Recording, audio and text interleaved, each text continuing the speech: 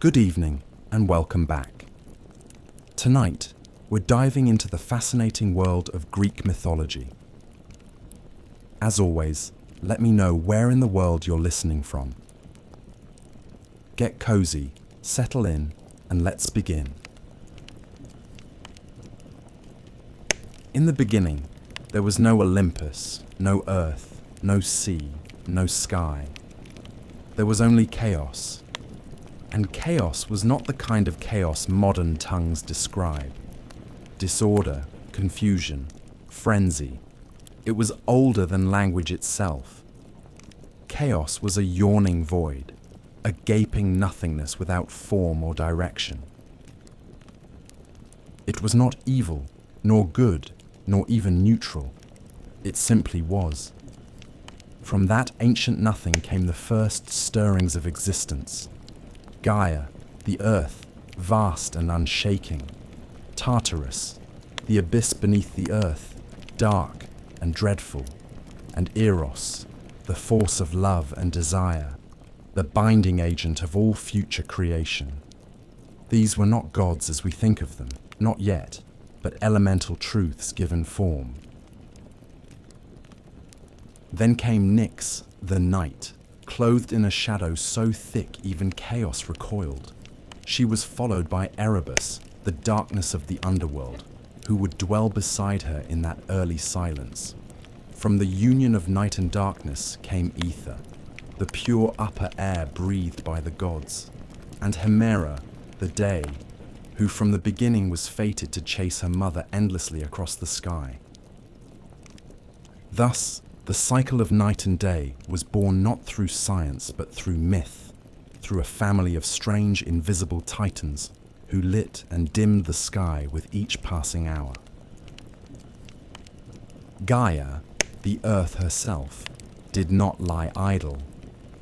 She was patient and fertile, and from her own body she brought forth Uranus, the sky, vast and star-strewn. He was both her son and her consort, and when he arched over her, stretching across the heavens, the world found its first shape, a domed sky above a broad and endless plain. Gaia also birthed the mountains, tall and wild, and Pontus, the sea, who surged with a will of his own before ships or sea monsters ever touched his waters. Together, earth and sky became the first great pair, and their union brought forth the Titans, the first generation of powerful beings who would rule the cosmos long before Zeus and his kin rose to power. There were 12 Titans in all, 6 sons and 6 daughters, each vast and elemental in their own right. Oceanus, the encircling river, Hyperion, the lord of light, Coeus, the inquirer, Creus, the constellation bearer, Iapetus, the ancestor of men, and Cronus, youngest and most cunning. Among the daughters, Thea, shining mother of the sun and moon, Rhea, future mother of gods, Themis, embodiment of divine law, Mnemosyne, the memory of all things, Phoebe, the radiant one, and Tethys, the nourishing sea. But Gaia's womb was not finished with them. She bore monstrous children as well, beings of strength and dread. First came the Cyclopes, Brontes, Steropes, and Arges, each with a single eye burning like a forge in the center of their brow. They were the smiths of lightning, strong and simple, and they feared no god nor giant. Then came the Hecatonchires, the 100-handed ones, each of them enormous and terrible to behold, with 50 heads and 100 arms each, capable of stirring the very foundations of the world when enraged. Uranus, though lord of the sky, trembled at the sight of these monstrous offspring. Ashamed and frightened by their grotesque strength, he forced them back into Gaia's womb, the depths of earth itself, and sealed them there, hidden away beneath layers of rock and grief. Gaia groaned beneath their weight. The earth, once proud and nurturing, now suffered with every breath. It was in this pain that she began to scheme. But that is a story for another day. For now, remember this. In the oldest age, before law or justice, before sword or plough, the world was made not with hands, but with force and union and grief. Chaos birthed the first forms, but it was Gaia, the great mother, who gave them ground to stand upon. The union of Gaia and Uranus, earth and sky, was the first great marriage of the cosmos. It was not a marriage of altars or witnesses, but of necessity and nature. The sky stretched over the earth, holding her tightly, pressing her beneath his star-strewn body night after night. From their joining came the Titans and other mighty offspring, but also a deep and growing sorrow.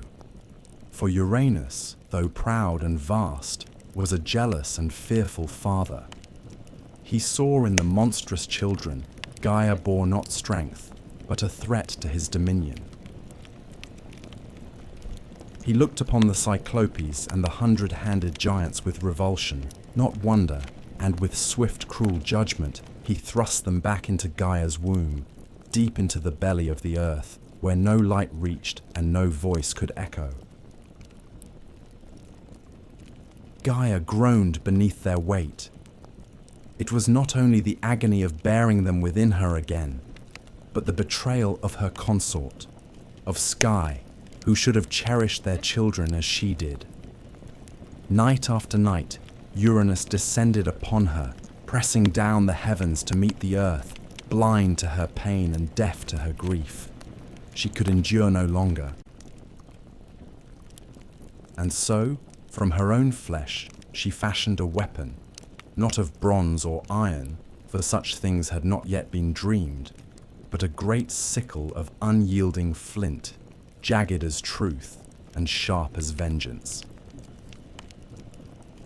Then she went to her Titan sons, the firstborn and mightiest among her children, and laid bare her suffering. "Your father has wronged me," she said. "He has caged your brothers. He has silenced the womb that bore you. Who among you will aid me?"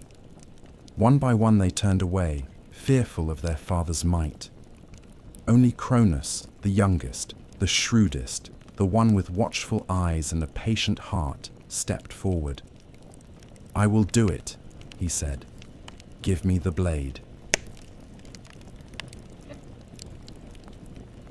So Gaia set the trap. She waited for Uranus to descend, as he always did, laying himself across her in the dark. And from the shadows, Cronus sprang. With a steady hand and no hesitation, he brought the sickle down upon his father. The sky shook with Uranus's cry as the blade bit deep, severing the source of his power.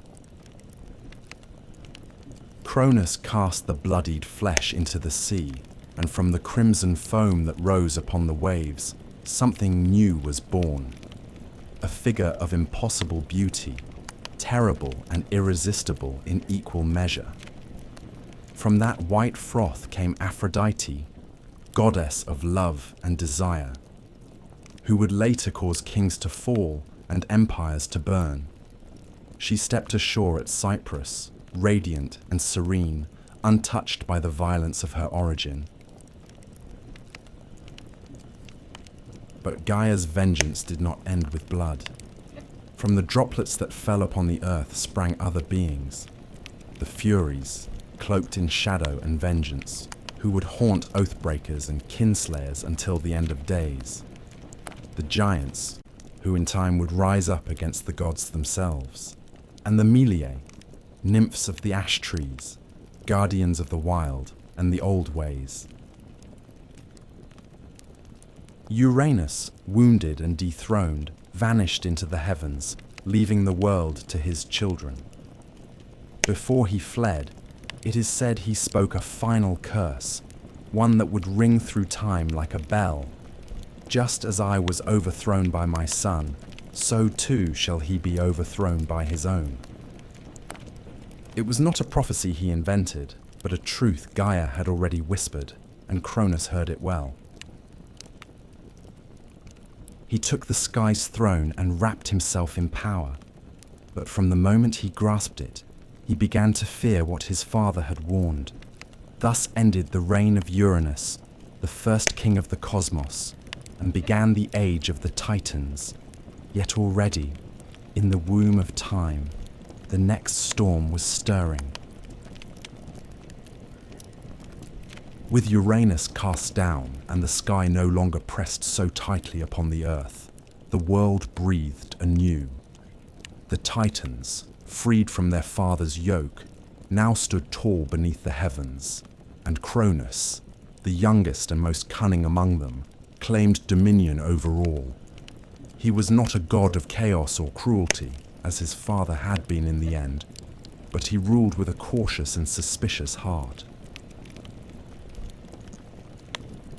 The sickle he had used to bring down Uranus remained hidden, buried in the earth or cast into the sea, its blade remembered but unseen, like a secret sin. Cronus had delivered his mother from torment and his siblings from imprisonment, yet from the very moment he sat the throne of the cosmos, his mind was troubled by the prophecy that had driven him to rebellion. The words of his dying father echoed through him like a second heartbeat, that he, too, would be cast down by his own child. So Cronus took a wife, as kings must. He chose Rhea, his sister, a titaness of gentle strength and deep wisdom, though her name would one day be spoken in the same breath as pain. Together, they ruled through a time that later poets would remember as a golden age, a time when mortals, newly created, lived in peace, free from suffering, untouched by winter or war, and the fruits of the earth ripened without need for toil. It was an age before kings had armies, before men built walls or worshipped temples, when justice moved unseen among humankind and no one locked their doors. But such peace, as the world has always known, does not last. In time, Rhea began to bear children, and as each was born, Cronus remembered his father's curse. He did not hesitate. The moment Rhea placed each newborn in his arms, first Hestia, then Demeter, then Hera, Hades and Poseidon, he opened wide his jaws and swallowed them whole. Not a trace was left, not a cry, not a cradle, only the knowledge that they were gone, hidden within their father's belly like seeds in winter soil. He told Rhea it was necessary, that he would not suffer the same fate as Uranus, that the throne must be protected. Rhea, though proud and strong, was powerless against him. She wept, but her tears changed nothing. 5 times she gave birth, and 5 times she lost her children to the hunger of her husband's fear. But the 6th time she resolved to act. When she felt the child stir in her womb, she did not go to Cronus. She fled instead to the island of Crete, where the mountains met the sky and deep caves opened beneath the earth. There, hidden among shepherds and nymphs, she gave birth to her youngest son, Zeus.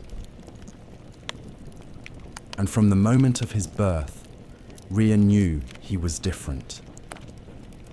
His cry shook the trees. His eyes opened before his first breath. And when he grasped her finger, he held it with the strength of fate itself. To deceive Cronus, Rhea wrapped a stone in swaddling cloth and presented it to him with trembling hands.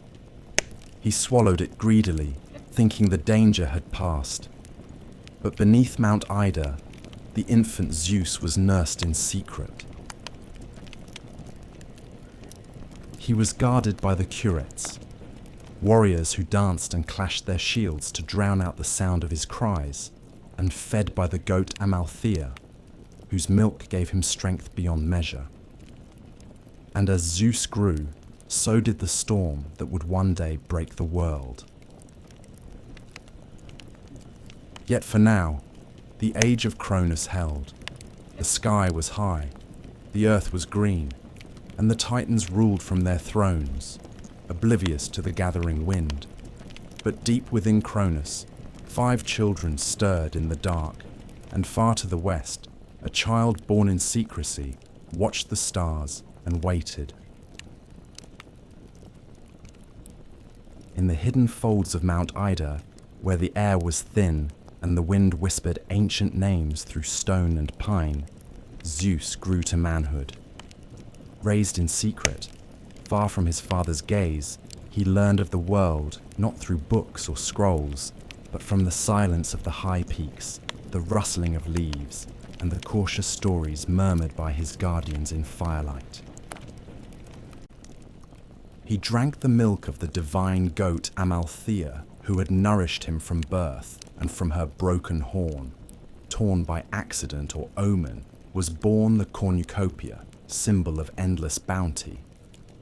When Amalthea died, Zeus hung her hide among the stars in her honor, and her memory became part of the sky he would one day command. But he was not born to stargazing or solitude.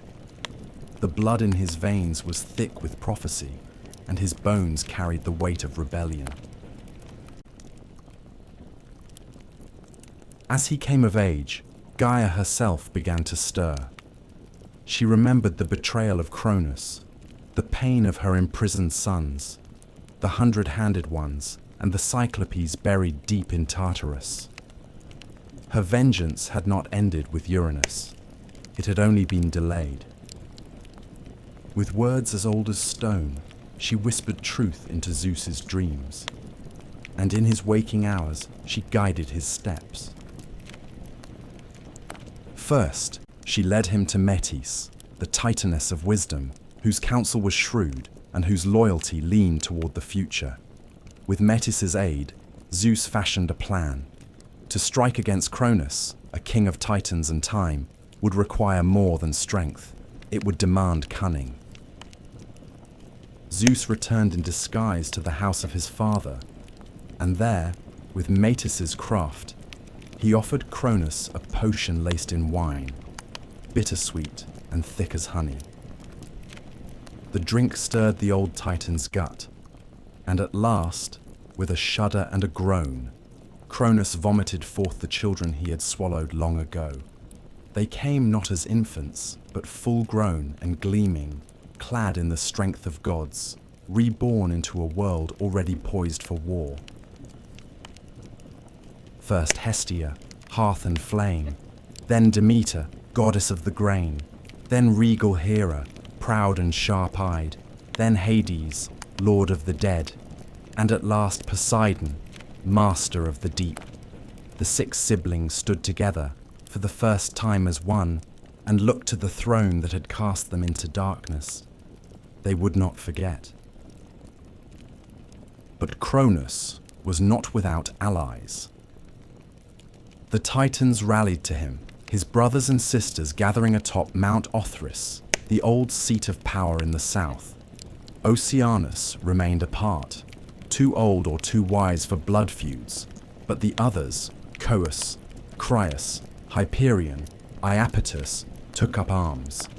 So began the war the poets called titanomachy, the clash of titans and olympians, a war that tore across the heavens and split the earth to its core.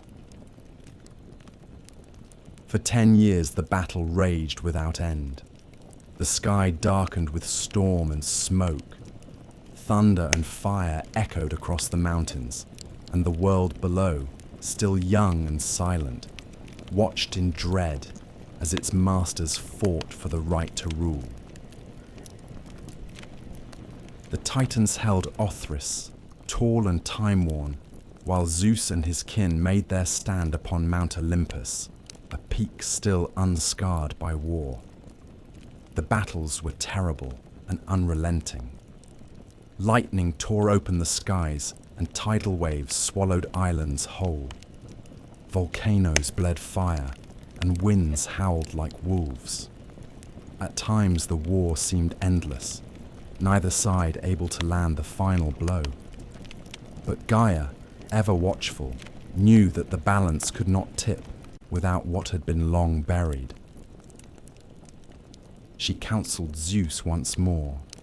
If he were to win, he must descend into Tartarus and free his monstrous uncles, the Cyclopes and the Hecatonchires, whom Cronus had kept locked in chains out of fear.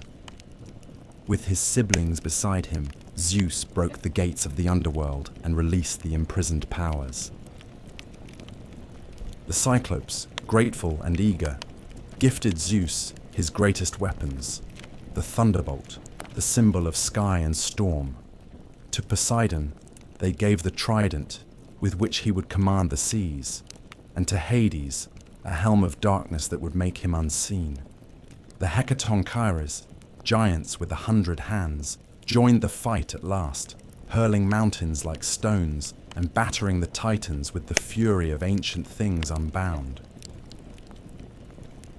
With these allies, the tide turned. The Olympians pressed forward with a fury no Titan could match. Cronus, proud and unyielding, fought to the last. But the prophecy, as always, unfolded without mercy. The Titans fell. One by one they were driven down, cast from the high places of the earth. Zeus did not slay them. He imprisoned them, as his father had done before. Deep into Tartarus, they were hurled, bound in chains forged by the 100-handed ones, behind bronze gates that would never rust or break. Only a few escaped that fate: Prometheus and Epimetheus, who had sided with the gods, and Themis, who foresaw the justice of their rule. So ended the reign of the Titans. The sky cleared, and the world, scarred by fire and war, began to heal. The throne passed to Zeus, not by birthright, but by might and wisdom and fate fulfilled. Yet even as he claimed the heavens, the shadow of Cronus's curse lingered behind him, like the echo of an old song. For power, once seized, must always be watched, and no ruler, god or mortal, sits secure forever.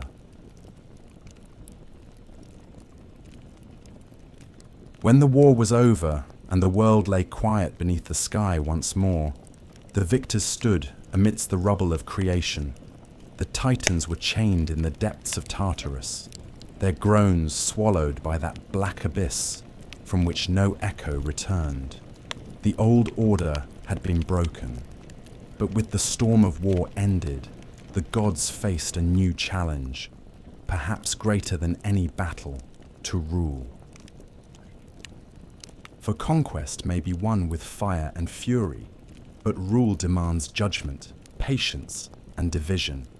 The world was wide and wild, and filled with powers both known and yet unnamed. It could not be held by one alone. Zeus, eldest among the gods now born again, stood at the center of this new age. Though not the firstborn, he was first in might, first in cunning, and first to move when action was demanded. But the old laws, carved not on stone, but into the bones of the cosmos itself, did not grant him sole dominion. He had two brothers, both tempered by war and made strong in their own right: Poseidon, who had driven the sea to foam in his wrath, and Hades, who had worn the helm of darkness and moved unseen through battlefield and cavern alike. They too had shed blood, taken risks, and suffered loss. The throne of the cosmos could not belong to Zeus alone, lest the seeds of war be sown anew, this time among brothers. And so the three gathered, Zeus, Poseidon, Hades, and cast lots to divide the realms of the world, not through bickering or force, but by fate itself, did the dice fall. This was no child's game. The casting of lots was sacred, guided by the same power that had spoken through Gaia's whispers and shaped the course of the titanomachy. They threw the bones and waited. When they landed, the world was drawn into three great dominions. To Zeus fell the sky, the broad heavens, the air between stars and peaks. He became lord of thunder and rain, master of storm and cloud, and the undisputed king of Olympus. His voice would echo in thunderclaps. His fury would blaze in lightning, and the eagle became his herald, soaring high above all. To Poseidon fell the sea, deep and restless, full of mystery and monsters. He took the oceans, the rivers, and every spring that bubbled from the earth. With his trident, he could shatter cliffs and stir the tides to rage or calm.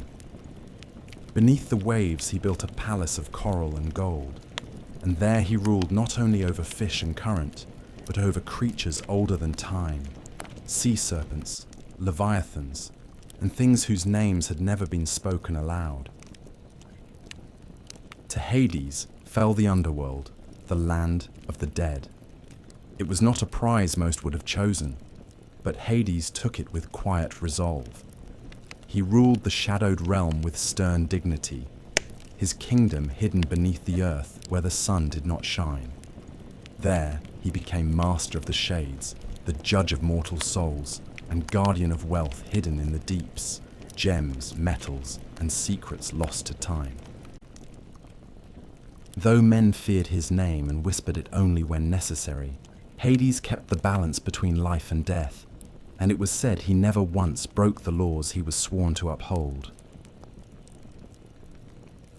The earth itself, Gaia's own flesh, was left as a common realm, shared by all. The mountains belonged to no one, the fields were roamed by mortals and spirits alike, and the forests grew wild under no single banner. It was a realm in between, where gods might walk and mortals might see them. But it was also where ambition brewed, and where fate would continue to work its quiet will. Thus, the world was ordered, sky, sea, and underworld. The three brothers, now kings in their own realms, swore not to war among themselves, lest the world break anew. They built their thrones and gathered their followers. On Mount Olympus, high above the clouds, Zeus called the gods to council. There beside him stood his sisters, Hera, proud and sharp as winter ice, Demeter, whose steps awakened spring, and Hestia, ever burning at the hearth of every home. And others came, new and old, Athena, born from wisdom and war, Apollo, golden and far-seeing, Artemis, silent and swift, Ares, bloody-handed, Hermes, fleet of foot and mind, Hephaestus, limping but brilliant, and Aphrodite, whose smile could unravel kings. It was the beginning of a new age, the age of Olympus. But though the thrones had been set and the realms divided, the world would not stay still for long. The gods, for all their power, were not immune to pride, nor love, nor rage, and the mortals who now began to rise across the lands would bring their own stories, their own wars, and their own share of sorrow. The heavens had been won, but peace is never simple when gods sit the throne. When the smoke of war faded and the world was cast once more in sunlight, Mount Olympus became the seat of a new and glittering court. The Titans had ruled from Mount Othrys in the south, harsh, ancient, and wrapped in storm. But Olympus, in the north, stood higher still, its summit crowned in cloud and crowned in myth. The mountain was not merely a place, but a threshold, a place where sky met stone, where the mortal world ended and the divine began. It was here that Zeus, having claimed the heavens by fate and force, gathered the new pantheon of gods. The Olympian court did not mirror mortal kingdoms. There were no brick-paved roads leading to its gates, no heralds announcing guests, no armies stationed at its base. The gods needed no walls to guard them. The air itself served as their boundary, a veil too high for mortal breath. Olympus was said to have no storms, no snow, no decay. Its halls were of marble and cloud, its ceilings vaulted with starlight, and its corridors stretched wide enough for wind to wander freely. Here, the gods walked not as shadows or omens, but in full form, radiant, terrible, and more alive than anything that walked the earth below. At the summit of Olympus stood Zeus, king of gods and men, seated upon a throne of thunder. He ruled not by brute strength alone, though his power was unmatched, but by the will of fate and the long memory of war. His voice carried like distant thunder, his eyes saw beyond clouds and time, and in his hand he carried the thunderbolt, the Cyclops' gift, the symbol of judgment swift and final. But even he did not rule alone. Around him stood the others, each a pillar in the new order of the world. Hera sat beside him, not merely as wife, but as queen, sovereign in her own right. She was the goddess of marriage, of queenship and childbirth, and the silent fury of a woman wronged. Proud and unyielding, Hera remembered every slight, and her jealousy would one day shape the fates of gods and mortals alike. Her crown was not one given, but earned, forged in the fires of betrayal and bound by the sacred oaths of Olympus. Demeter came next, the goddess of grain and growth. Where her feet touched the earth, the soil softened and seeds stirred. Her presence brought harvest and plenty, and without her, the fields grew barren. She did not sit high among the thunder and marble, but walked often in the world below, watching over the ploughmen and mothers who whispered her name at dawn. She was older than most, quieter than many, but none doubted her power. Then there was Hestia, goddess of the hearth, the firstborn of Cronus and Rhea, and the last to be freed from her father's belly. She asked for no temple, no grand myths, no wars or lovers. She tended the eternal flame in the center of Olympus and watched over every home and hearth on earth. Her power was gentle but ever present, for as long as fire burned in a household, Hestia lived there too. The younger gods came in time, some born in Olympus, others delivered by strange means. Athena was first among them, born not of womb, but of wisdom.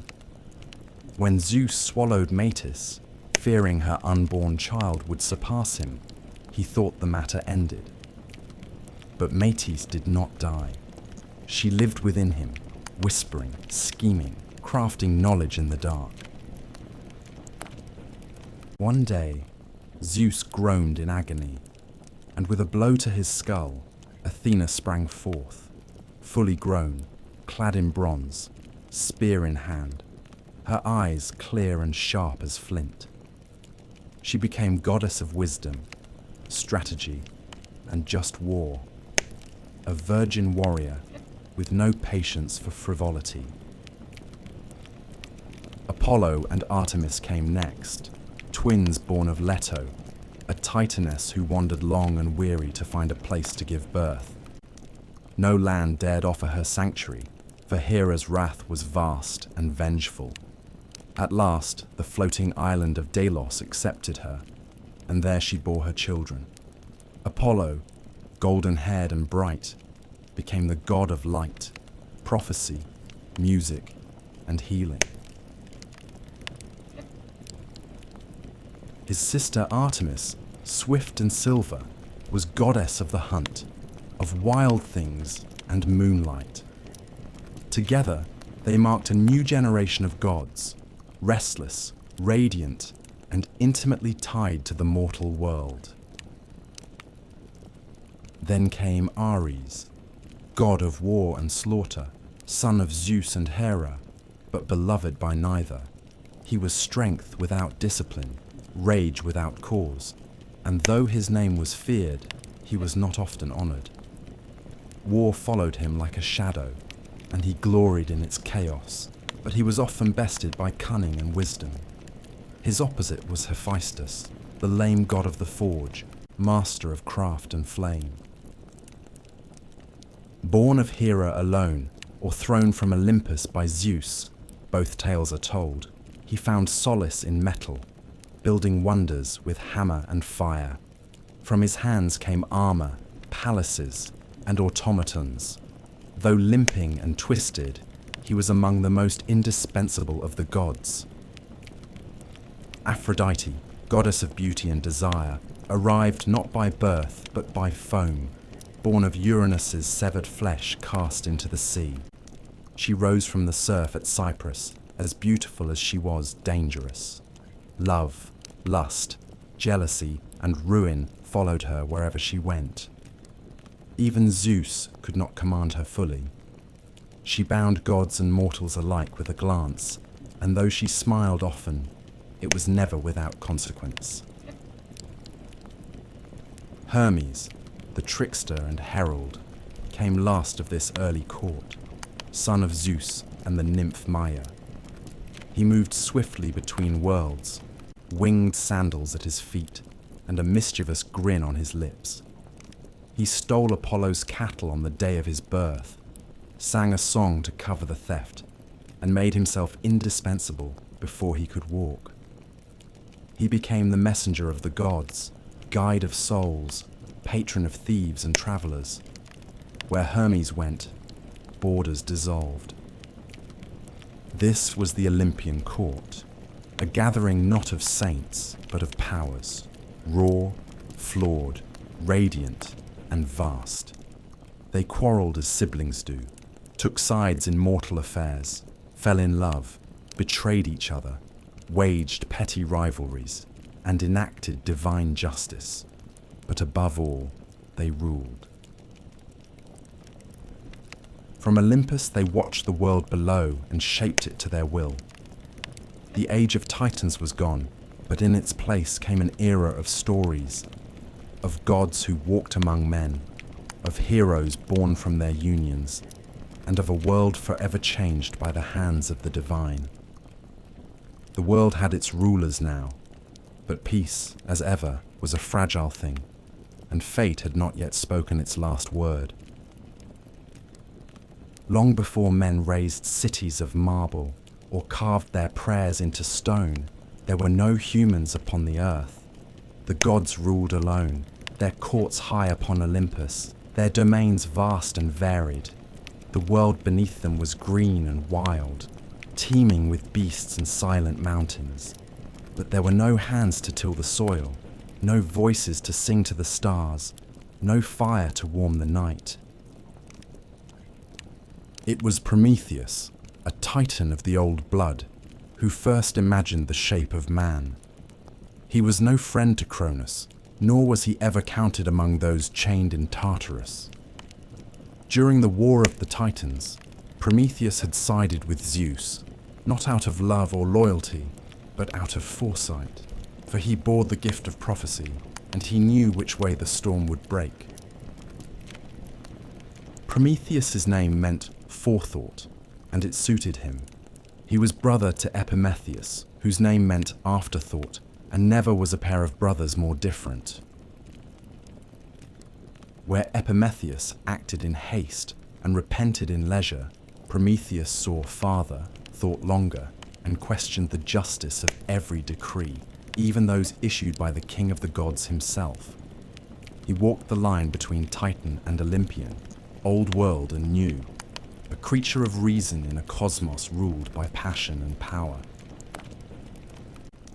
It was he who first shaped mankind. Some say he sculpted them from clay beside the banks of a river, his fingers smoothing mud into limbs, his breath giving them life. Others claim he molded them in the image of the gods, upright and thoughtful, gifted with the spark of invention.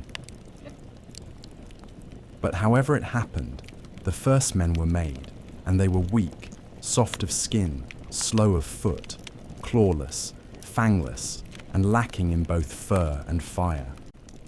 They were naked beneath the sky, trembling in winter, defenseless against the beasts of the world. Prometheus looked upon them and pitied them. He went to Olympus and asked that man be given a gift, something to help them survive, something to raise them above the level of animals. But Zeus refused. He saw in mortals not promise, but peril. The god king had only just seized his throne and was wary of new forces rising beneath him. "Let them live," he said, "but let them fear. Let them know their place beneath the gods."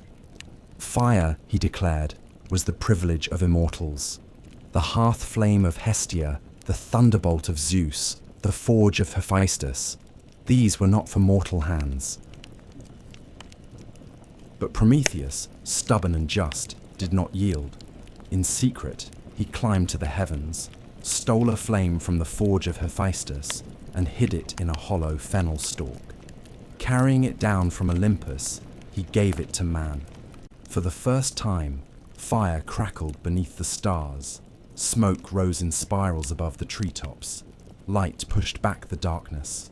With fire came warmth, safety, cooking, metal, language, craft. Humanity, once cold and voiceless, began to build, and with fire came defiance too. Zeus was not long in discovering the theft. His fury was terrible. To punish mankind, he commissioned the gods to create a gift, though it was a curse in disguise. Hephaestus shaped her from clay, a woman of perfect beauty. Aphrodite gave her charm, Hermes gave her cunning, and Athena clothed her in silver raiment.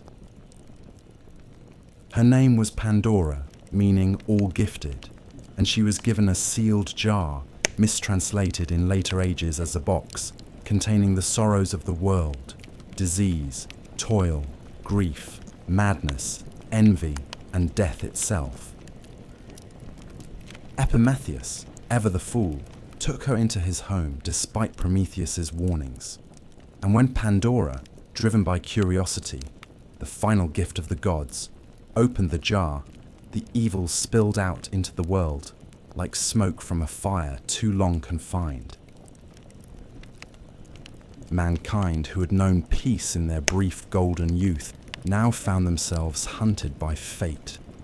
Hunger gnawed at their bellies. War bled them dry.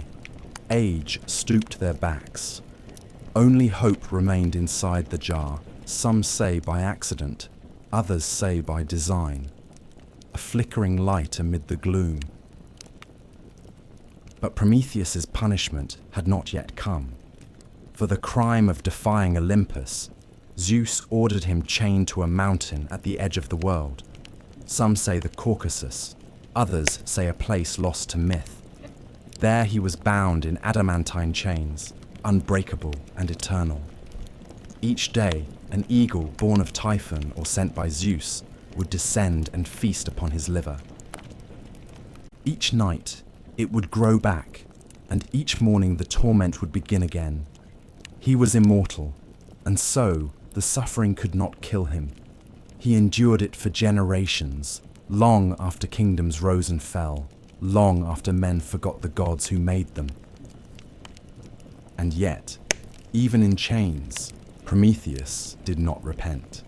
He knew a secret, a truth Zeus feared above all, that one day the king of the gods would fall, not by blade or rebellion, but by his own seed. It was this knowledge that protected Prometheus, for Zeus could not destroy him without first uncovering the name of the woman who would bear his doom. So the Titan waited, bound but unbowed, as men lit fires in the dark and told stories of the one who had dared to steal from the gods. The gods, for all their glory, were not alone in shaping the world. Beneath Olympus, on the soil that drank the rain and felt the sun's warmth, mankind struggled, rose, and fell, again and again. Their lives, short and flickering beside the long memories of the immortals, still left a mark.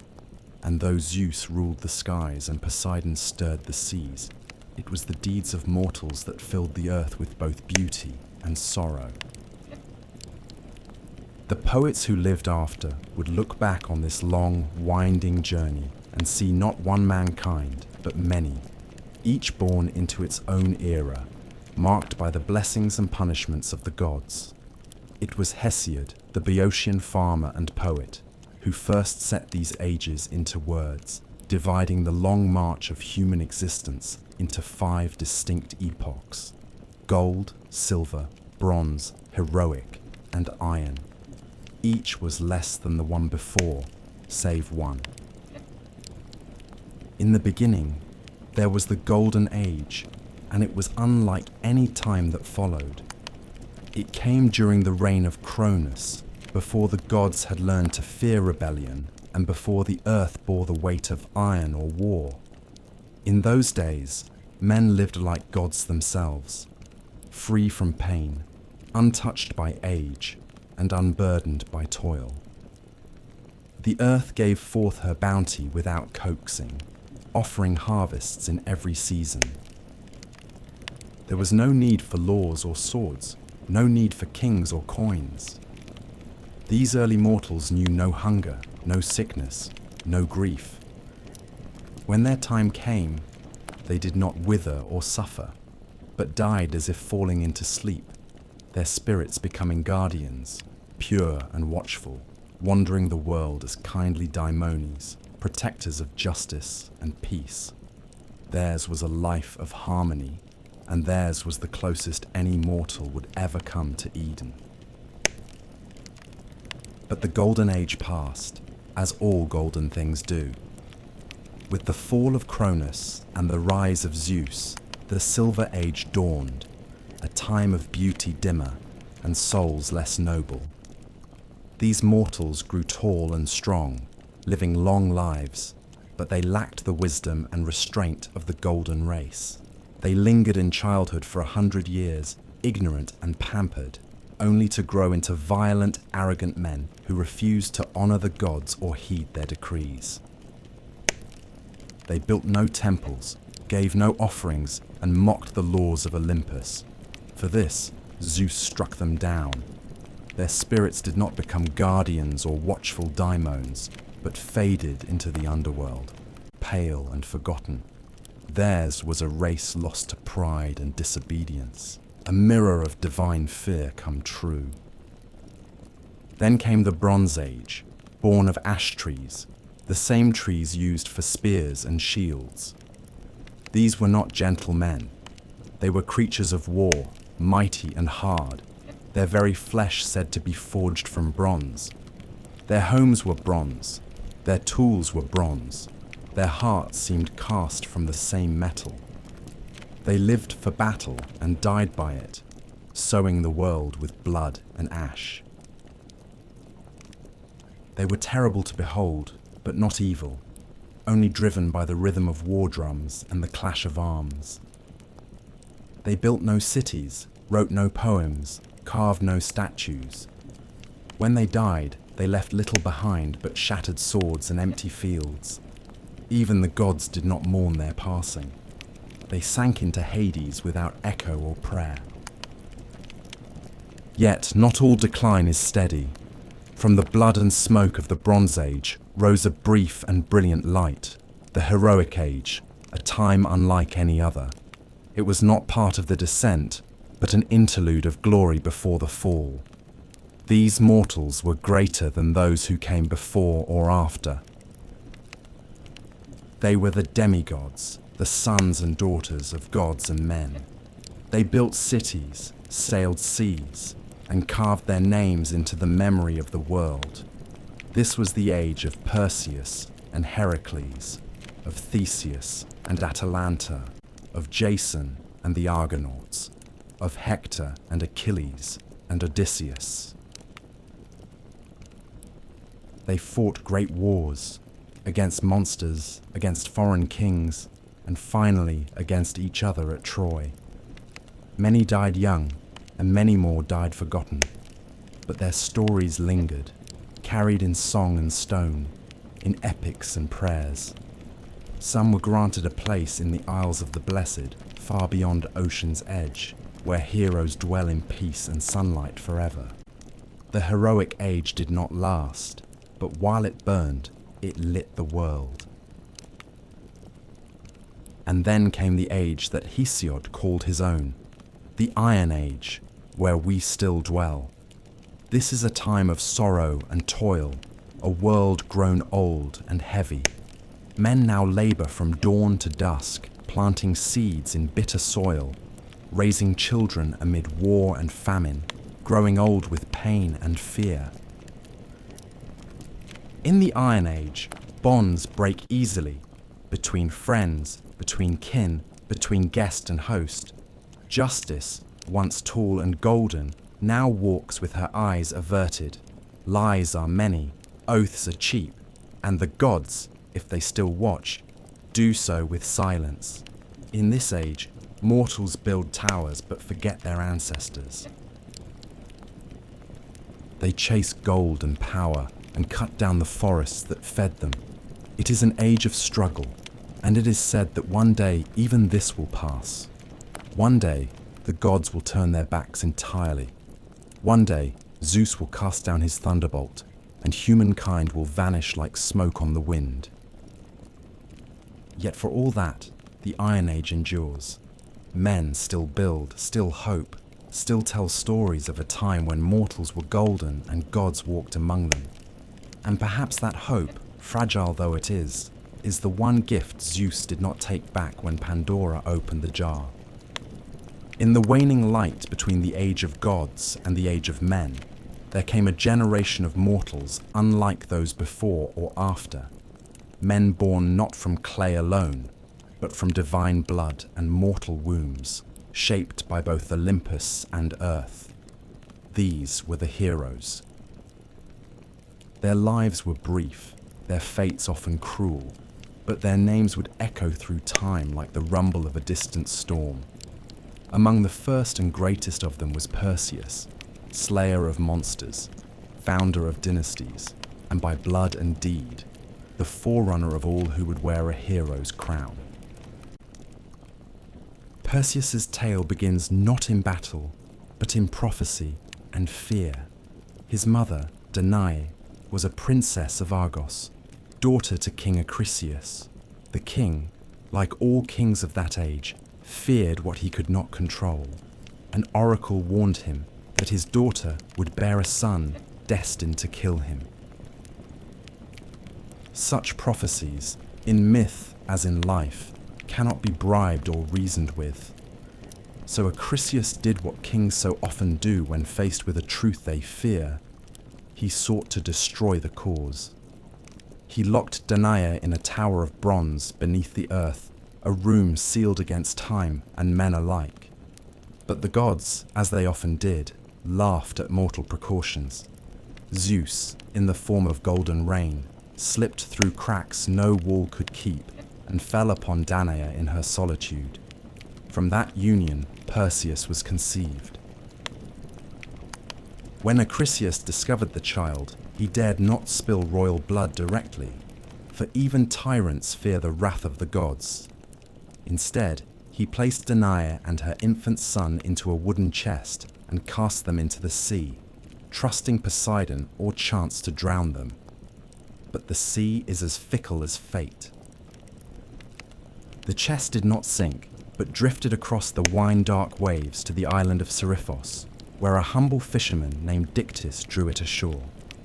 He took them in, raised Perseus as his own, and in time the boy grew tall and strong, with the bearing of kings and the eyes of storms.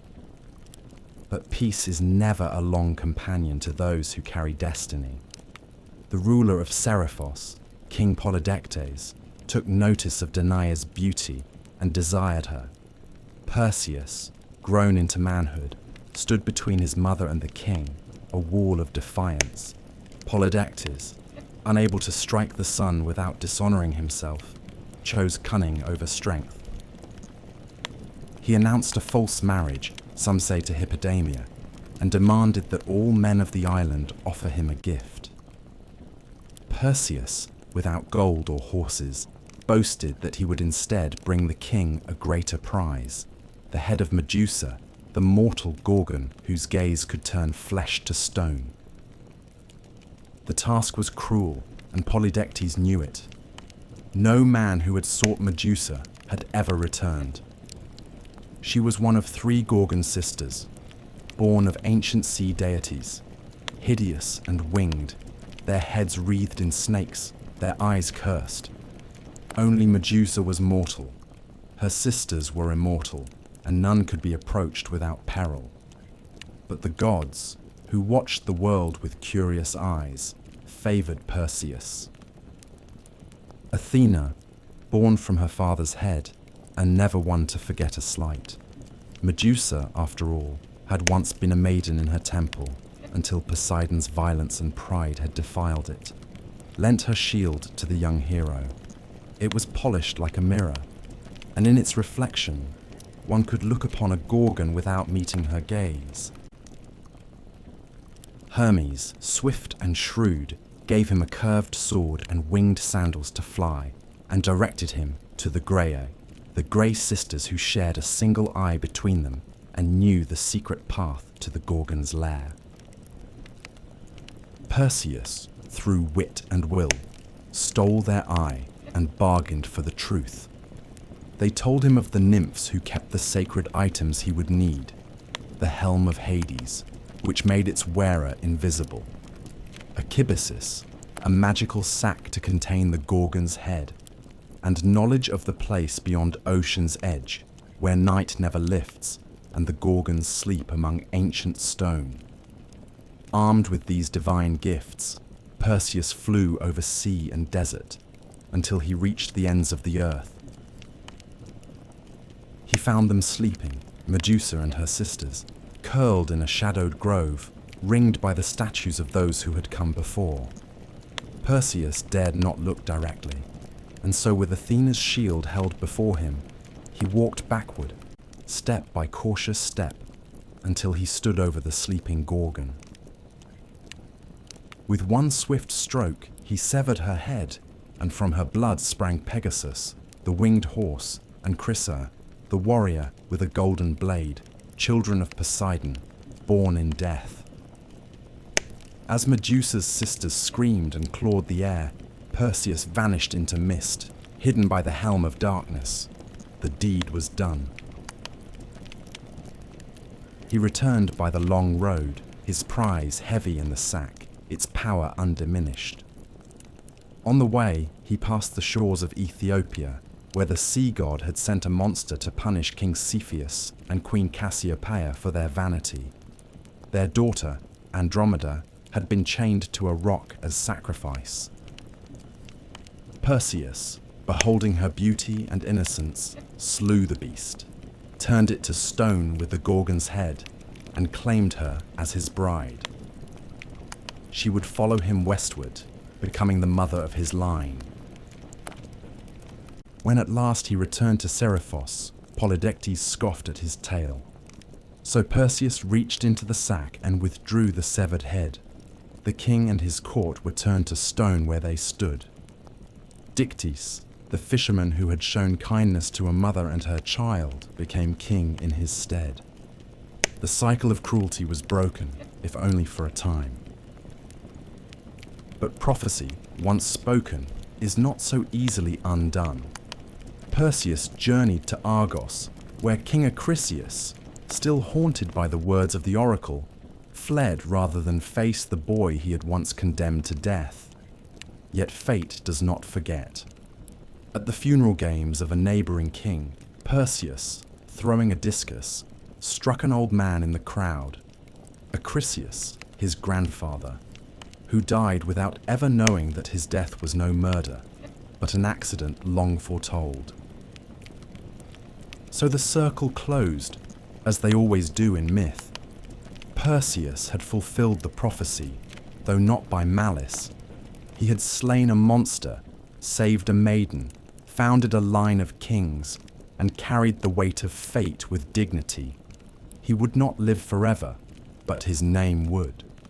For from his blood would come Heracles, and from Heracles, the next chapter in the story of the gods and men.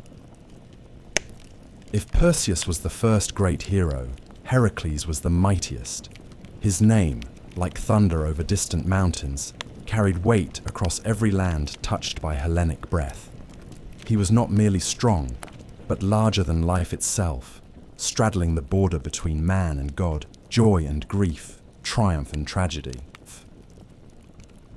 He was the great-grandson of Perseus, a scion of Argos, and a son of Zeus. And though the gods would bless him with strength, they would curse him with suffering. His birth was itself a trick of time. Zeus, ever lustful, desired Alcmene, wife of the Theban general Amphitryon. Disguised as her husband, the king of gods lay with her, extending a single night into threefold length. From that union came Heracles, and from Amphitryon, a twin, Iphicles, mortal and unblessed. Hera, as always, watched from her throne with a cold and bitter eye. She knew her husband's ways, and she knew too well the threat that this child, half god though he was, might one day pose to her own dominion. Even in the cradle, Heracles bore the mark of the divine. Hera, seeking to destroy him early, sent 2 serpents into the nursery to strangle the infant. But the child reached out with plump hands and throttled them both, one in each fist, before any nurse could scream. From that moment, his fame began to grow. As a youth, he trained in all the arts befitting a nobleman: music, archery, wrestling, and chariot driving. Yet there was something wild in him, a restlessness of soul that no lyre or tutor could tame. Manhood brought him both love and ruin. He married Megara, daughter of the Theban king Creon, and for a time lived in peace, fathering sons and defending his city. But Hera had not forgotten. In a fit of divine wrath, she clouded Heracles' mind with madness. Raging through his own halls, he slew his wife and children with the same hands that had once cradled them. When the madness passed and his vision cleared, he beheld the blood and ruin of his own house. His cries reached Olympus, but no god answered. To atone, he sought out the oracle of Delphi. The Pythia, speaking in riddles, told him he must submit to the will of Eurystheus, king of Tiryns, his cousin, lesser in strength, but greater in fate. Only through servitude, through suffering, could Heracles earn redemption. Thus began the 12 labours, deeds so great and terrible that even the gods took notice. The first labour was to slay the Nemean lion, a beast whose golden hide could not be pierced by mortal weapons. Heracles cornered it in its cave and strangled it with his bare hands. He flayed the beast using its own claw and wore the skin as armour thereafter, a second hide to shield him from the world. The second was the Linnaean Hydra, a serpent with 9 heads, 2 of which would grow back for everyone severed. Heracles battled it in the swamps, aided by his nephew Iolaus, who cauterized the stumps as they were cut. From the last head, immortal and venomous, Heracles harvested its ichor, and dipped his arrows in it, making them deadly even to gods. The third labour was the capture of the Ceryneian hind, a golden-horned deer sacred to Artemis. Heracles chased it for a year across hills and rivers before gently capturing it alive, earning the goddess's reluctant approval. The fourth labour led him to the Erymanthian boar, a monstrous beast of the wild. He wrestled it in the snow-covered heights of Arcadia and dragged it back to Tiryns bound in chains, laughing as Eurystheus hid in terror inside a bronze jar. The fifth task was less glorious: to clean the Augean stables, home to thousands of cattle, untouched by broom or shovel for decades. Heracles, ever the problem solver, rerouted rivers to wash away the filth in a single day. The sixth was to drive away the Stymphalian birds, man-eating creatures with bronze beaks and razor-feathered wings. With the aid of Athena's rattle, he startled them into flight and shot them down from the sky. The seventh labour took him far west to capture the Cretan bull, a beast of divine origin that had fathered the Minotaur.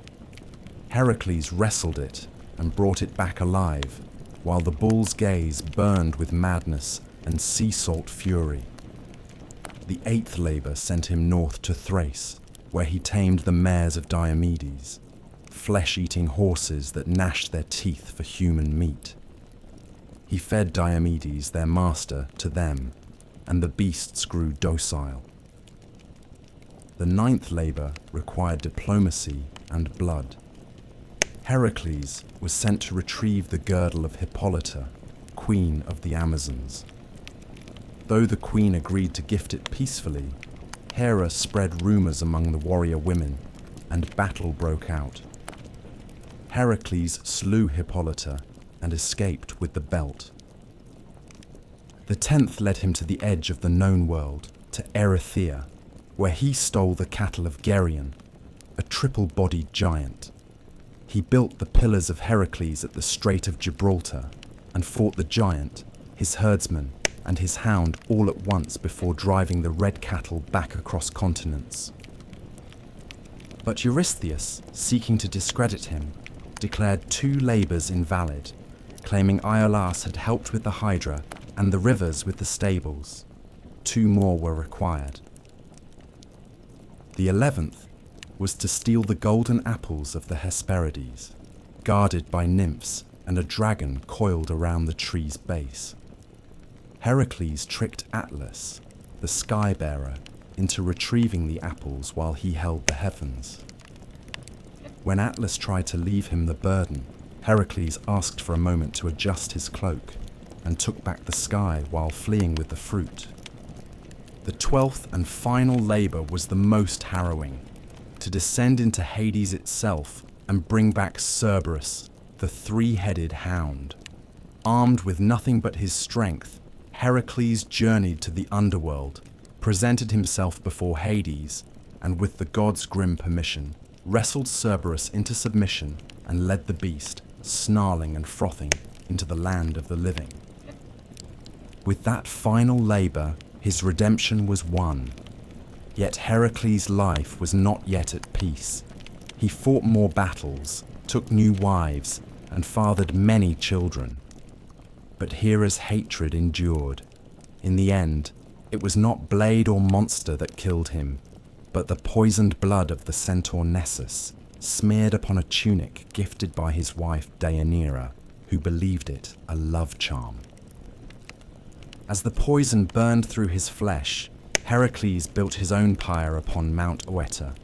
No mortal dared light it, until Philoctetes, a simple shepherd, stepped forward. For that, he was given the hero's bow. Heracles was consumed by flame, but in death he was reborn. Zeus lifted him to Olympus, where he was granted immortality and married to Hebe, goddess of youth. He became not just a hero, but a god. His labours, born of grief and guilt, became the very measure of heroism. Where others were remembered in story, Heracles was remembered in shrines, in games, and in the hearts of men who, though mortal, dared to dream of greatness. If Heracles was the greatest of Greek heroes, then Theseus was the most political, the most cunning, the most human. He was not merely a slayer of beasts or a breaker of curses. He was a builder of cities, a weaver of laws, and the founding spirit of Athens, the city that would one day name itself the cradle of civilization. His story is tangled with myth and memory, with the thunder of heroes and the whisper of politics. In him lived both brute strength and bright reason, the dual spirit of a nation that worshipped Athena with spear in hand and olive branch on the brow. Theseus was born of two fathers, King Aegeus of Athens and Poseidon, god of the sea. His mother Hera lay with both on the same night, one mortal, one divine. From this double union came a boy of destiny, raised far from Athens in the city of Trojan, unaware of the great blood in his veins. Before leaving, Aegeus had hidden a sword and sandals beneath a heavy stone, telling Hera that when the boy was strong enough to lift the stone, he would be ready to claim his birthright. In time, Theseus grew tall and sharp-eyed, restless in his limbs and mind. At 16, he moved the stone with a grunt and a grin, and took up his father's tokens. Many would have travelled the easy road to Athens by sea, but Theseus chose the land route, the longer, more perilous way, for he believed that true kingship must be earned, not inherited. And so began the 6 labours of Theseus, not vast or godlike like Heracles' trials, but earthy and intimate, each a monster of the road, a terror to the common man. He defeated Periphetes, the club-bearer, taking his weapon as a symbol. He slew Sinis, who tied travellers to bent pine trees and tore them in two. He pushed Siren from the cliffs into the sea, ending the reign of a man who forced passers-by to wash his feet, only to kick them to their deaths. He overcame Tersion, the wrestler, by outmatching brute force with technique, and Procrustes, who made beds fit travellers by stretching or cutting them, found his own death in the same iron frame. Theseus did not just survive, he cleaned the land as he passed through it, paving the way for Athens itself to rise. When he arrived in Athens, King Aegeus did not recognize him. The queen, Medea, now wife to Aegeus, and still seething with old sorceries, saw the threat in the boy and urged the king to poison him. But Theseus presented the sword and sandals, and at the last moment Aegeus cast the cup aside, embracing his son before all the court. Joy, of course, never lingered long in myths. Trouble was already stirring in the east. For years, Athens had suffered under a bitter tribute. In a war with the island of Crete, Athens had been defeated, and as punishment, King Minos demanded 7 young men and 7 maidens be sent every 9 years to feed the Minotaur, a monstrous half-man born of lust and vengeance, kept in a twisting labyrinth beneath the palace at Knossos. This creature had been born from Minos' pride. When Poseidon sent a bull from the sea, Minos was meant to sacrifice it, but instead he kept it for himself. In punishment, the gods cursed his wife, Pasiphae, to fall in love with the beast. From their unnatural union came the Minotaur, Asterius, horned and violent, a living shame sealed away in the maze designed by Daedalus, the great inventor. Theseus, learning of the tribute, volunteered himself among the chosen. He would go not as a lamb to slaughter, but as a hunter into the lair. Before departure, he promised his father that if he succeeded, he would return with white sails upon his ship. If he failed, the sails would remain black. Upon arrival in Crete, fate turned again. Ariadne, daughter of Minos and half-sister to the Minotaur, saw Theseus and loved him.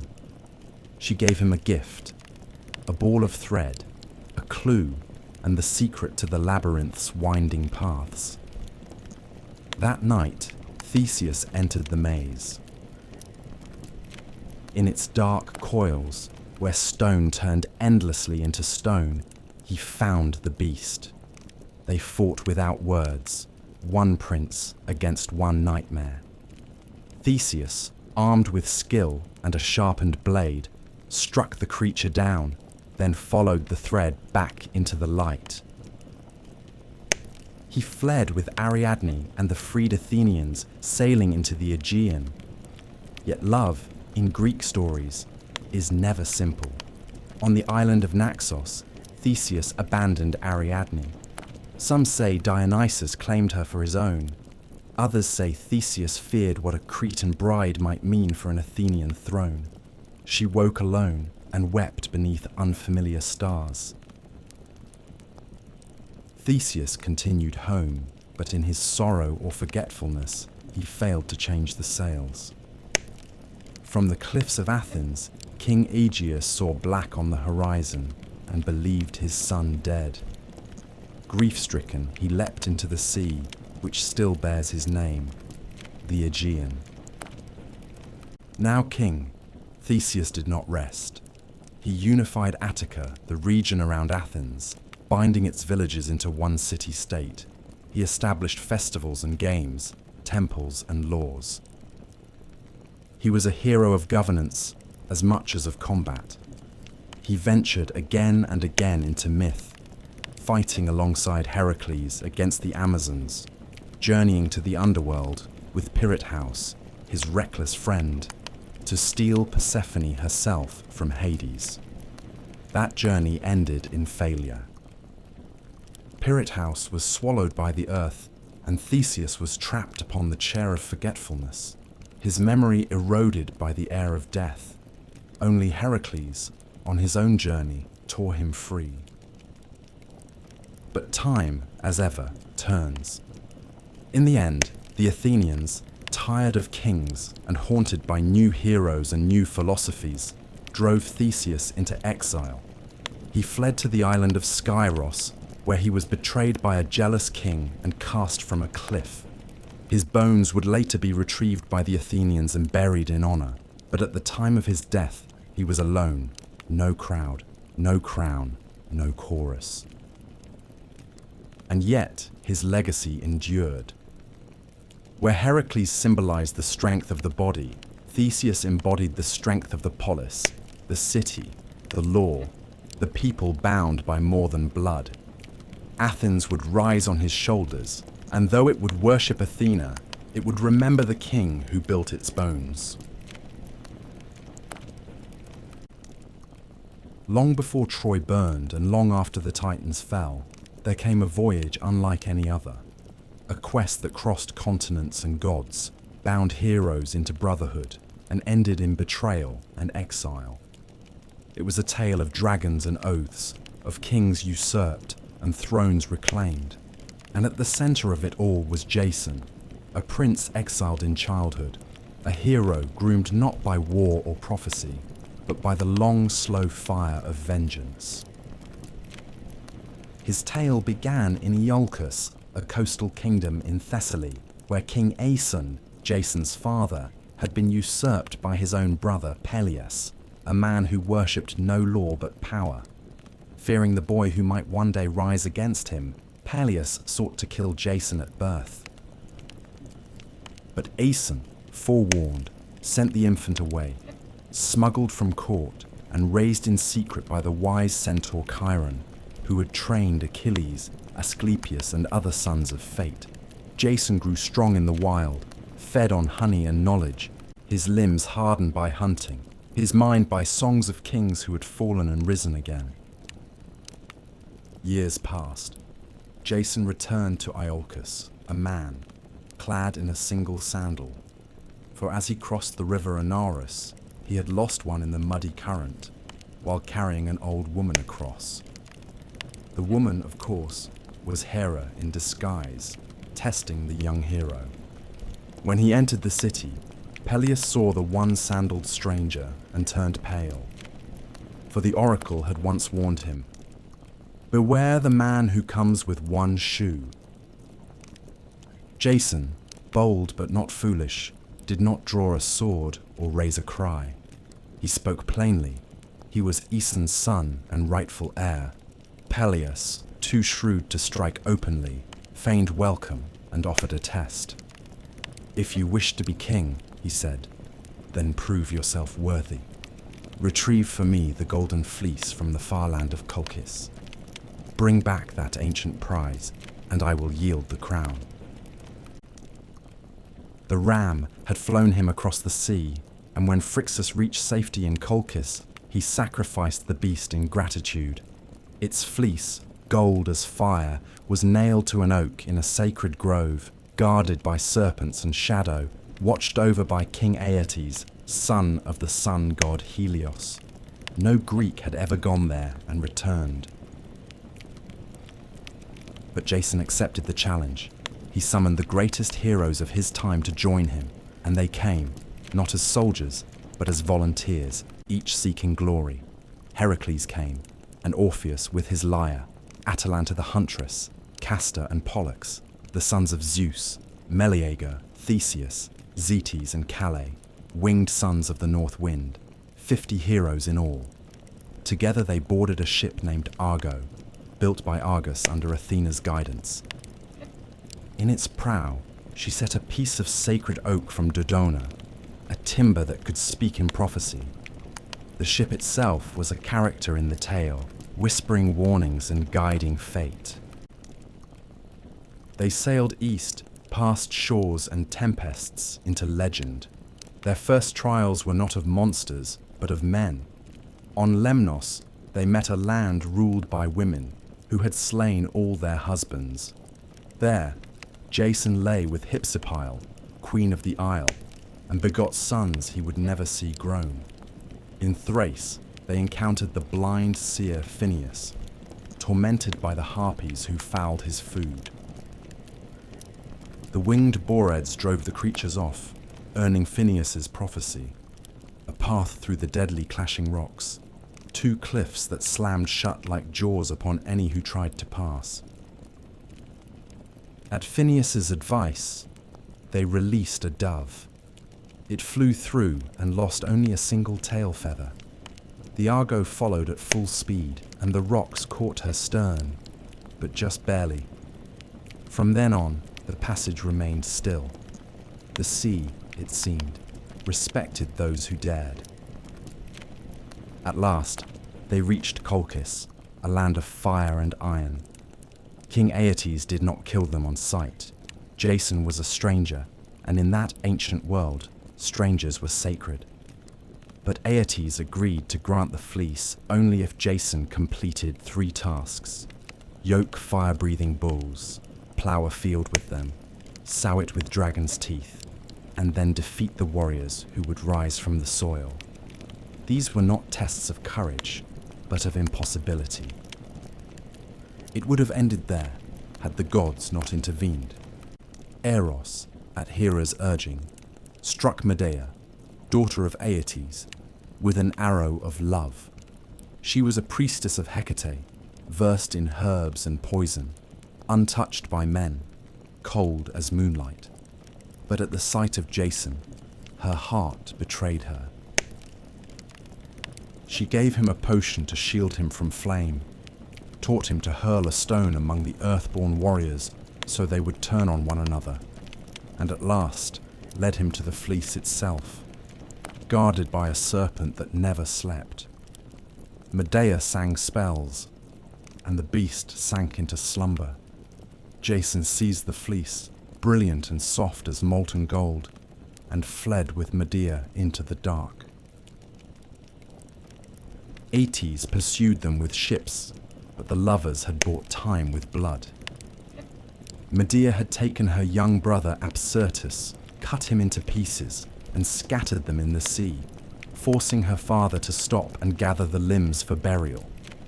The Argo slipped away, stained by crime and magic. Their return was a wandering, past Scylla and Charybdis, through lands of danger and delay. At length, they returned to Iolcus. But Peleus refused to yield the crown. Medea, in vengeance, tricked his daughters into cutting him to pieces and boiling him alive, claiming it was a spell of rejuvenation. Horrified, the people rose up. Jason, now tainted by treachery, was exiled. He fled to Corinth, where he and Medea lived for years in uneasy peace. But Jason, ever seeking legitimacy, cast Medea aside and chose a Corinthian princess for marriage. Medea, wronged and vengeful, unleashed a fury no man could endure. She poisoned the bride's gown, burning her to ash, and murdered her own sons by Jason. Then she fled, carried away in a chariot drawn by dragons, a gift from her grandfather Helios. Jason, broken, returned to Iolcus. In his final days he wandered among ruins, forgotten. One day, resting beneath the Argo, now dry-docked and decaying, a beam broke loose and struck his skull. So passed the great hero, not in battle, not in glory, but in silence, beneath the bones of his past. Yet the tale of Jason endured, for in the quest for the fleece, in the gathering of heroes, in love turned sour and greatness undone, Greece found one of its most enduring myths, the promise and price of ambition.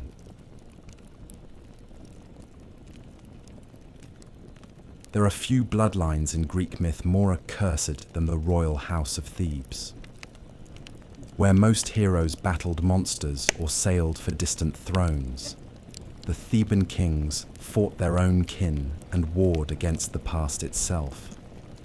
Their legacy is not carved in bronze or sung in triumph, but written in riddles, madness, and murder. Even the city's foundation was steeped in omens and unrest. Thebes began with a quest. Cadmus, a Phoenician prince and brother to Europa, set out to find his sister after Zeus abducted her in the guise of a white bull. Unable to recover her, Cadmus sought guidance from the oracle at Delphi, who told him to abandon his search and instead follow a cow until it lay down. There, he was to found a city. Obedient, he wandered until the beast collapsed upon a hill. But when Cadmus sent his companions for water, they met their deaths at the hands of a serpent, sacred to Ares, guarding a spring. Cadmus slew the serpent himself, and at Athena's bidding, sowed its teeth into the soil. From the earth sprang armed warriors, the Spartoi, or sown men, who turned on one another until only 5 remained. These 5 became the noble families of Thebes, and Cadmus their king. But the slaying of Ares' serpent drew divine wrath. Cadmus served the war god for 8 years in penance. He married Harmonia, daughter of Ares and Aphrodite, and the gods themselves came to their wedding. The couple received a cursed necklace forged by Hephaestus, a thing of beauty that would bring ruin to all who wore it. And so the doom of Thebes began not in hatred, but in celebration, cursed by beauty and blood. Generations passed. Cadmus's daughters would meet cruel fates. Ino went mad and threw her child into the sea. Autono's son Actaeon was torn apart by his own hounds after glimpsing Artemis bathing. Semele, beloved by Zeus, was tricked by Hera into demanding that he reveal his true form, and died in flame. And Agave, in a frenzy of Dionysian madness, tore her own son Pentheus limb from limb, believing him to be a lion. But it was through Cadmus's great-great-grandson Laius that the true tragedy would unfold. Laius became king of Thebes and took Jocasta as his queen. Yet the gods had not forgiven the line of Cadmus. An oracle came. If Laius ever had a son, that child would kill his father and marry his mother. As in all Greek stories, the warning was not enough to prevent the sin. Laius lay with Jocasta, and a son was born. Terrified, Laius ordered the infant's ankles pierced and bound, then gave him to a servant to be abandoned on Mount Cithaeron. But the servant, pitying the child, passed him to a shepherd, who in turn delivered him to the king and queen of Corinth, Polybus and Merope, who were childless, and welcomed the boy as their own. They named him Oedipus, meaning swollen foot, and never told him the truth of his blood. Oedipus grew into a clever and proud young man, but rumors of his birth reached him. Seeking truth, he journeyed to Delphi, where the oracle gave him the same prophecy once spoken to Laius, that he would kill his father and marry his mother. Horrified, believing Polybus and Merope to be his true parents, Oedipus fled Corinth, unwittingly running toward his fate. On the road, at a crossroads near Daulis, he encountered a stranger, old, proud, and imperious. A quarrel broke out over the right of passage, and in the heat of rage, Oedipus slew the man and his attendants, never knowing that he had just killed his true father, Laius. He continued on to Thebes, which was under siege, not by an army, but by the Sphinx, a creature with the body of a lion, wings of an eagle, and the face of a woman. She devoured all who failed to answer her riddle. What walks on 4 legs in the morning, 2 at noon, and 3 in the evening? Oedipus answered without hesitation. Man. The Sphinx, defeated, threw herself from a cliff. Thebes rejoiced. The city's deliverer was made king, and in gratitude he was given the widowed queen as his bride, Jocasta, his mother. Years passed. Oedipus ruled well and had 4 children, Eteocles, Polynices, Antigone, and Ismene. But plague fell upon Thebes, and the oracle proclaimed the land was cursed by unpunished blood. Slowly, terribly, the truth unraveled.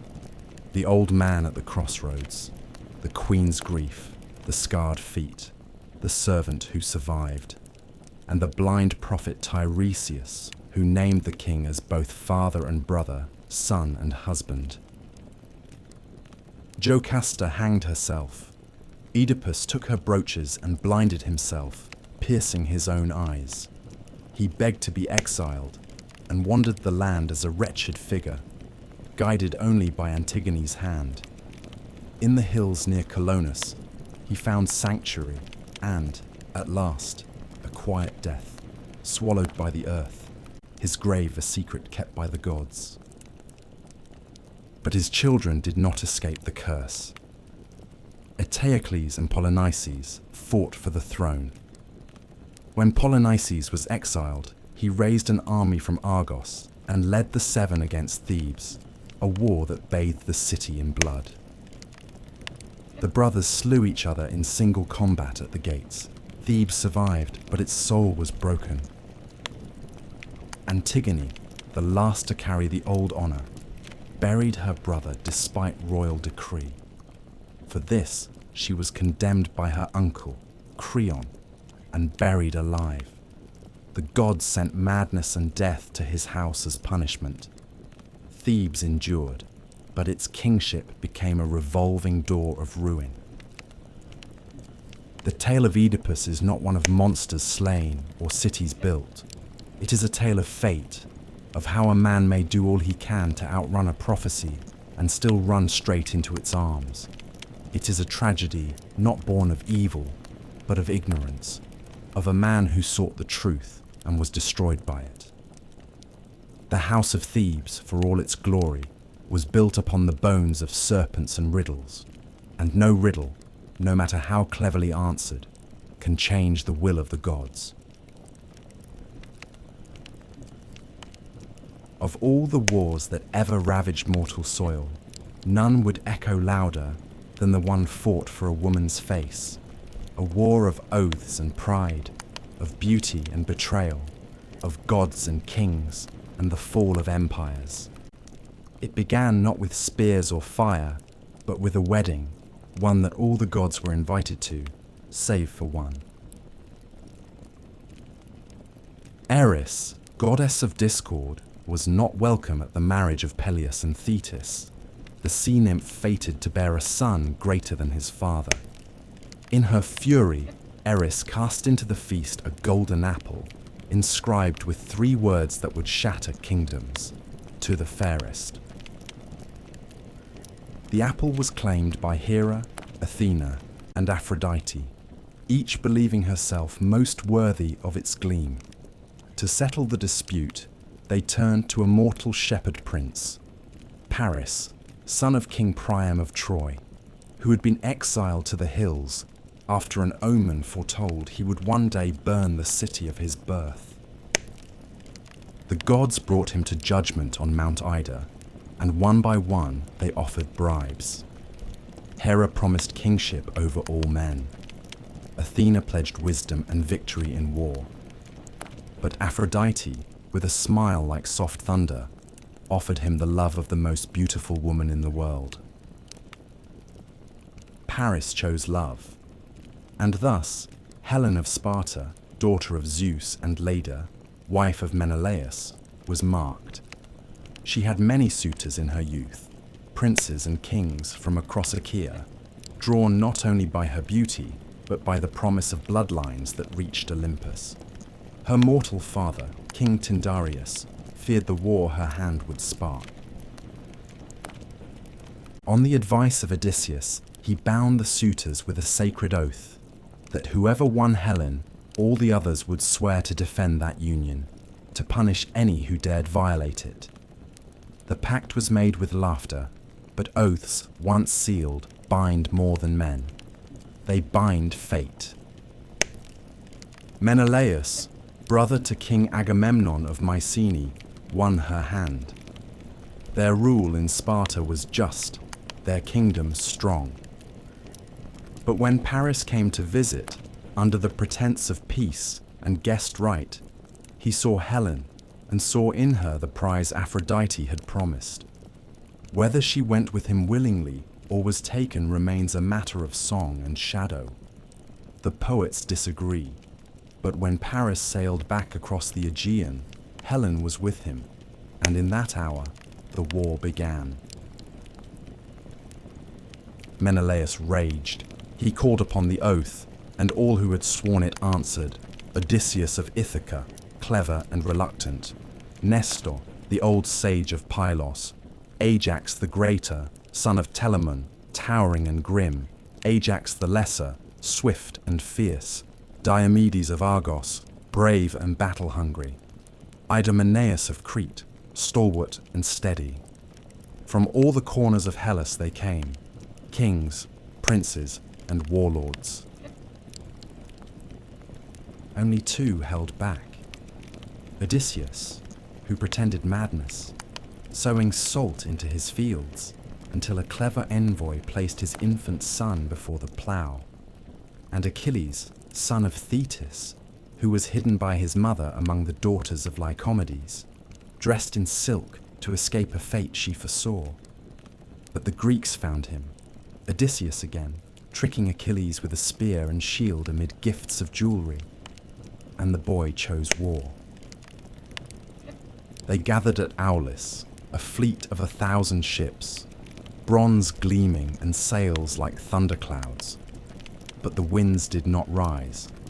The ships sat idle, and the men grew restless. The seer Calchas revealed that Artemis had been offended, perhaps by a boast, perhaps by a slain stag, and that only a great sacrifice would appease her. The name he spoke was Iphigenia, daughter of Agamemnon.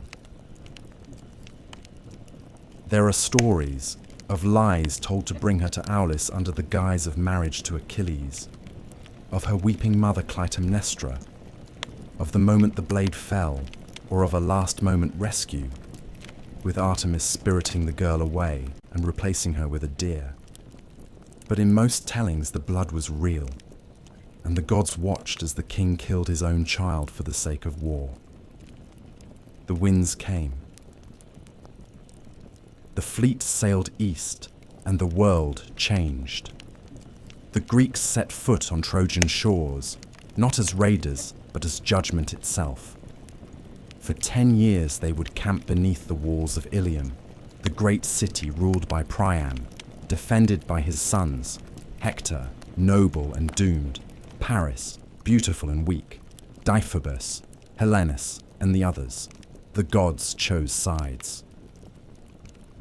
Hera, Athena, and Poseidon stood with the Greeks. Aphrodite, Ares, Apollo, and Artemis favored the Trojans. Only Zeus tried to stay above it, but even he would bend, pulled by fate and family. This was not yet the war of Homer's Iliad, which would begin in the 10th year, but the war itself had already begun, not merely with spears and walls, but in the burning of oaths, in the breaking of trust, in the sacrifice of daughters and the judgment of gods. It was a war born not only of love, but of pride, of divine rivalry and mortal vanity, of old curses and deeper fears. And it would end not with victory, but with fire.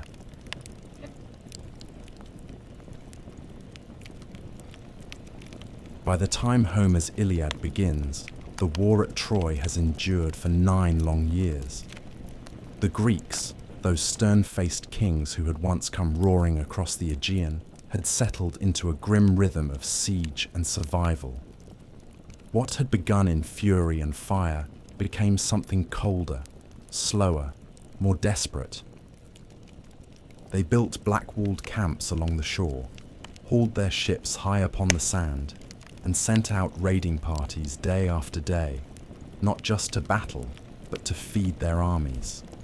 The war dragged on like an old wound that would not heal, and both sides felt the infection deepening. The Trojans, safe behind their mighty walls, raised, it was said, by Poseidon himself and the mortal builder Apollo had once served in penance, suffered but endured. The fields outside the city had long been razed. Their allies came from the east and north, Sarpedon of Lycia, Memnon of Ethiopia, and others, bringing new life to an old cause. And yet the Greeks would not leave, not without Helen.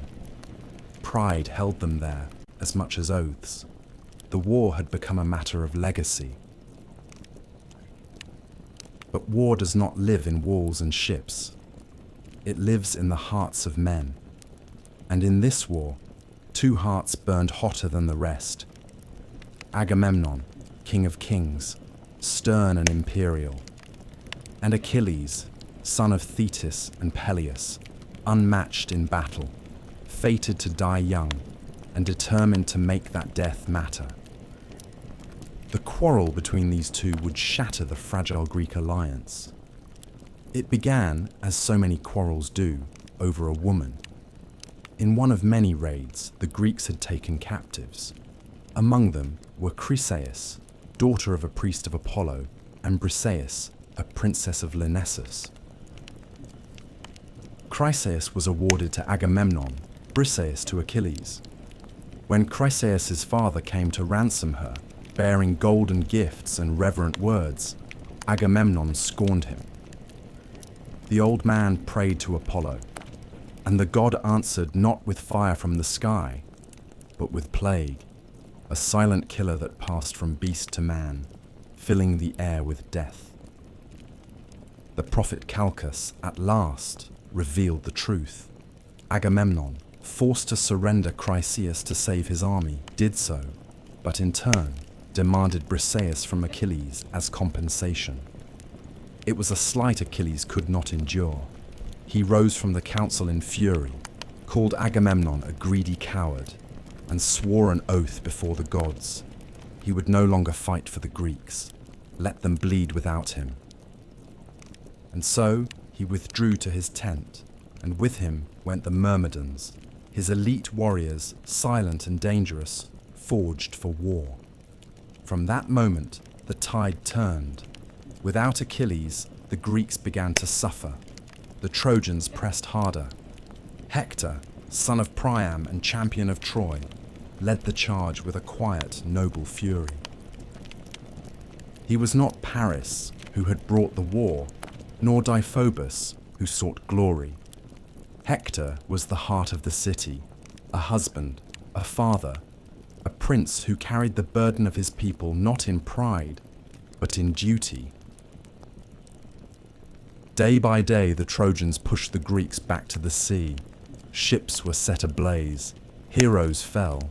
Protesilaus, the first Greek to leap ashore, had died in the first skirmish. Now Patroclus, friend and companion of Achilles, watched the losses mount with growing despair. Some say Patroclus was a friend, others a lover, but all agree he was the only one who could reach Achilles in his grief and fury. When the Trojans breached the Greek defenses and threatened to burn the ships, Patroclus begged Achilles to let him fight in his stead. He wore the hero's armor, rode his chariot, led the Myrmidons into battle, and for a time, the Greeks rallied. But Patroclus, flushed with borrowed glory, went too far. He reached the gates of Troy, and there he met Hector. Their duel was brutal, and it ended with Patroclus falling beneath Hector's spear, and with him fell whatever peace remained in Achilles' heart. When Achilles learned of his death, his grief shook the camp. He did not weep like a man, he howled like a storm god, filled with rage and ruin. He returned to battle, not for glory, not for oaths, but for vengeance. His mother, Thetis, brought him new armor forged by Hephaestus himself, bronze that gleamed like the sun, a shield carved with the history of the world. Then Achilles went to war. No one could stand against him. He slaughtered men by the dozen, chariots overturned, blood staining the dust. He chased Hector around the walls of Troy 3 times before they met in single combat. Hector fought bravely, but Achilles was a fire no water could quench. He struck Hector down, pierced him through, and in rage, dragged his body behind his chariot, circling the city day after day, denying the dead prince the dignity of burial. It was Priam, the old king of Troy, who brought an end to that madness. At night, guided by Hermes, he crept into the Greek camp and knelt before Achilles. He kissed the hands that had killed his son. He spoke not as a king, but as a father, and Achilles, finally, wept. He returned Hector's body and gave Priam safe passage. For a moment, there was quiet in the war. But peace, as always, was fleeting. Achilles would not survive the war. A poisoned arrow, some say fired by Paris, others guided by Apollo, struck his heel, the only vulnerable part of him. He died in the dust, young and unmatched, and the war dragged on without him. The Iliad ends not with the fall of Troy, but with a funeral and a shared grief. Yet the war still loomed. The gods were not finished, nor were the Greeks. The wooden horse had not yet been carved. The gates had not yet opened, but the blood had been spilled, and the tide would soon turn. The war had bled the land dry. 10 years of siege had turned warriors into husks, kings into ghosts, and heroes into memories. Troy, once golden, stood behind its walls like an old lion surrounded by wolves. The sons of Priam had fallen one by one. Hector, the shield of the city, laid low by Achilles. Troilus, struck down while still a boy. Polydorus, slaughtered in betrayal. The Trojans fought with the desperation of men defending not just stone, but history. And yet they endured. Year after year, while the Greeks grew weary and restless beside their smoking campfires. Then, just as the gods began to turn their gaze elsewhere, the Greeks vanished. At dawn, the Trojans climbed their towers and saw no sails upon the sea. The ships were gone. In their place, on the plain outside the Scaean gate, stood a colossal wooden horse, tall as a temple, its flanks stitched from smooth planked cedar, its mane carved in honor of Poseidon. No soldiers stirred, no weapons clashed. The war, it seemed, had ended in silence. Troy did not rejoice easily. Priam, old and cautious, questioned what he saw. Others urged caution. But it was Sinon, a cunning Greek left behind, who broke the city's fate wide open. Pretending to be a deserter, he spun a tale so clever it might have come from Odysseus's own mouth. The horse, he said, was an offering to Athena, a peace token left behind after the Greeks had sailed away. If the Trojans brought it into their city, it would guarantee their dominance for generations. But if they dared destroy it, ruin would follow. Only Laocoon, priest of Poseidon, spoke the truth. "Beware Greeks bearing gifts," he warned, and hurled a spear into the side of the horse. The wood groaned. Something shifted within. But in that moment, as if the gods themselves had tired of warning men, a pair of sea serpents, great and coiled, with eyes like burning coals, rose from the surf and crushed Laocoon and his sons in their coils. The people, seeing this, called it a sign. Troy had refused the gods' gift once before. They would not do so again. With ropes and wheels, with cheers and hymns, they brought the horse inside their walls. That night, while the city feasted and the fires died down to embers, a trapdoor in the belly of the beast opened with a groan like thunder. Out came Odysseus, Menelaus, Neoptolemus, Diomedes, and others, hand-picked for cruelty and cunning. At the same hour, the Greek fleet, hidden on the nearby isle of Tenedos, returned silently under cover of night. Troy slept. What followed was not war. It was slaughter. Neoptolemus, the son of Achilles, stormed through the palace like a black wind. He killed Priam at the altar of Zeus, the old king's blood soaking the stones. Cassandra, daughter of Priam and cursed prophetess, was dragged screaming from the temple of Athena, her warnings once again unheard. Hecuba, queen of Troy, watched her sons die and her city burn. The Greeks showed no mercy. Astyanax, Hector's infant son, was thrown from the walls so no heir might one day rise. Temples were desecrated, women taken, and the city of Troy, once the pride of Asia, was given to flame. Helen, whose face had launched 1,000 ships, was found in the palace. Some say she wept and begged for forgiveness. Others say she stood proud, untouched by grief. Menelaus, blade in hand, looked into her eyes and dropped the sword.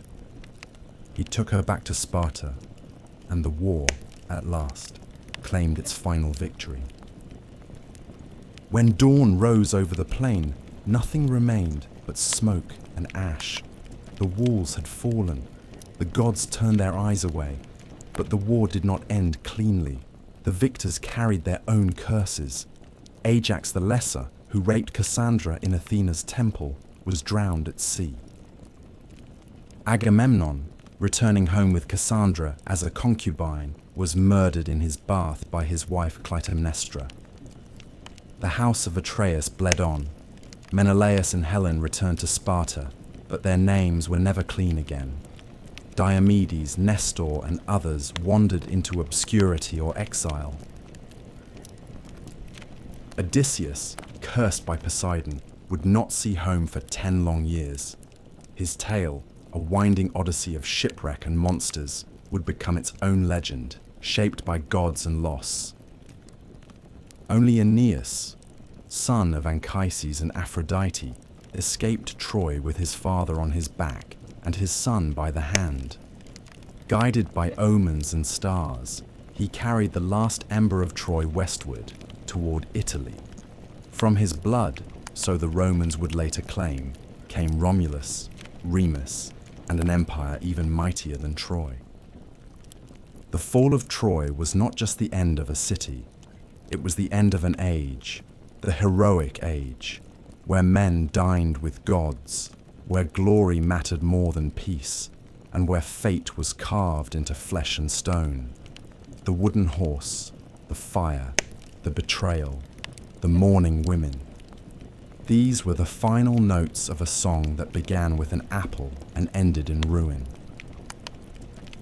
The walls that had defied 10 years of siege fell in a single night, and the ashes of Troy drifted out to sea, borne on winds that did not care who had won.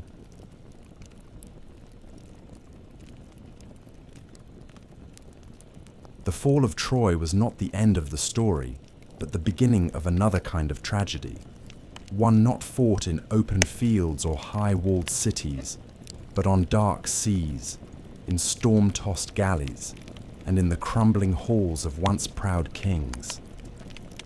For those who survived the war, the journey home would prove far more perilous than the war itself.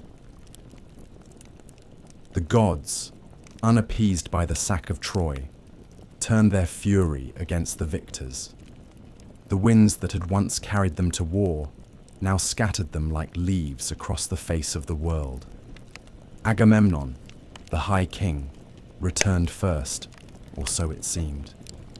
He sailed with Cassandra, the Trojan prophetess taken as a concubine, and brought with him spoils, stories, and the shadow of a crime. The gods had not forgotten the sacrifice of Iphigenia, his daughter, slain to appease Artemis before the war began. And in Mycenae, Clytemnestra, queen, mother, and widow in all but name, had not forgotten either. She had taken a lover in Agamemnon's absence. Aegisthus, a cousin with his own score to settle, descended from the cursed house of Atreus. Together they plotted murder beneath the roof Agamemnon had built. When the king returned, triumphant but weary, he walked into his palace as into a trap. Some say he was stabbed in the bath, others that Clytemnestra wrapped him in a robe and struck him down with an axe. Cassandra died too, screaming in a tongue none would hear, murdered at the threshold of a foreign land. Clytemnestra, bloodied and unrepentant, stood over her husband's body and claimed the act as justice. In that house, vengeance had become tradition. In time, vengeance came again. Orestes, son of Agamemnon and Clytemnestra, returned from exile and slew both his mother and her lover, urged on by Apollo and hounded by the Furies, ancient goddesses who punished kinslaying with madness. His was a tale of blood and absolution, one that would echo in Athenian courts and myths for generations. But his was not the only path home twisted by divine hands. Menelaus and Helen wandered long across the sea, driven southward to Egypt by contrary winds. Some versions say the Helen who went to Troy was only a phantom, and the real woman had remained in Egypt the whole time, waiting, unaged, while a war raged for her shadow. Others say she went willingly with Paris, and that Menelaus forgave her, wearied by war and longing for peace. They returned to Sparta at last, and ruled together in uneasy silence. But Helen's name, once a poem, had become a curse, and Sparta would never again rise as high as the day she left. But it was Odysseus whose journey became the most storied, the most sorrowful, the most enduring. After Troy, he sailed not for home, but into a 10-year trial by sea, caught between the wrath of Poseidon and the whims of fate. He was no innocent. Odysseus had contrived the wooden horse and led the sack of Troy, and in doing so had desecrated temples and angered gods. Poseidon, in particular, had marked him for punishment. Odysseus's ship was hurled from island to island, each more strange than the last. He blinded Polyphemus, the Cyclops son of Poseidon, escaping with the clever name of Nobody. He dallied with Circe, the sorceress who turned his men into swine, and with Calypso, the sea nymph who kept him as a lover for 7 long years. He journeyed to the edge of the underworld, spoke with the dead, and heard the song of the sirens, tied to the mast while his crew rode with ears plugged by wax. He sailed between Scylla and Charybdis, lost all his men to storm and folly, and at last washed ashore, alone, on the island of the Phaeacians, who, moved by his tale, gave him a ship and safe passage at last. He returned to Ithaca in rags and silence, his beard long, his eyes cold.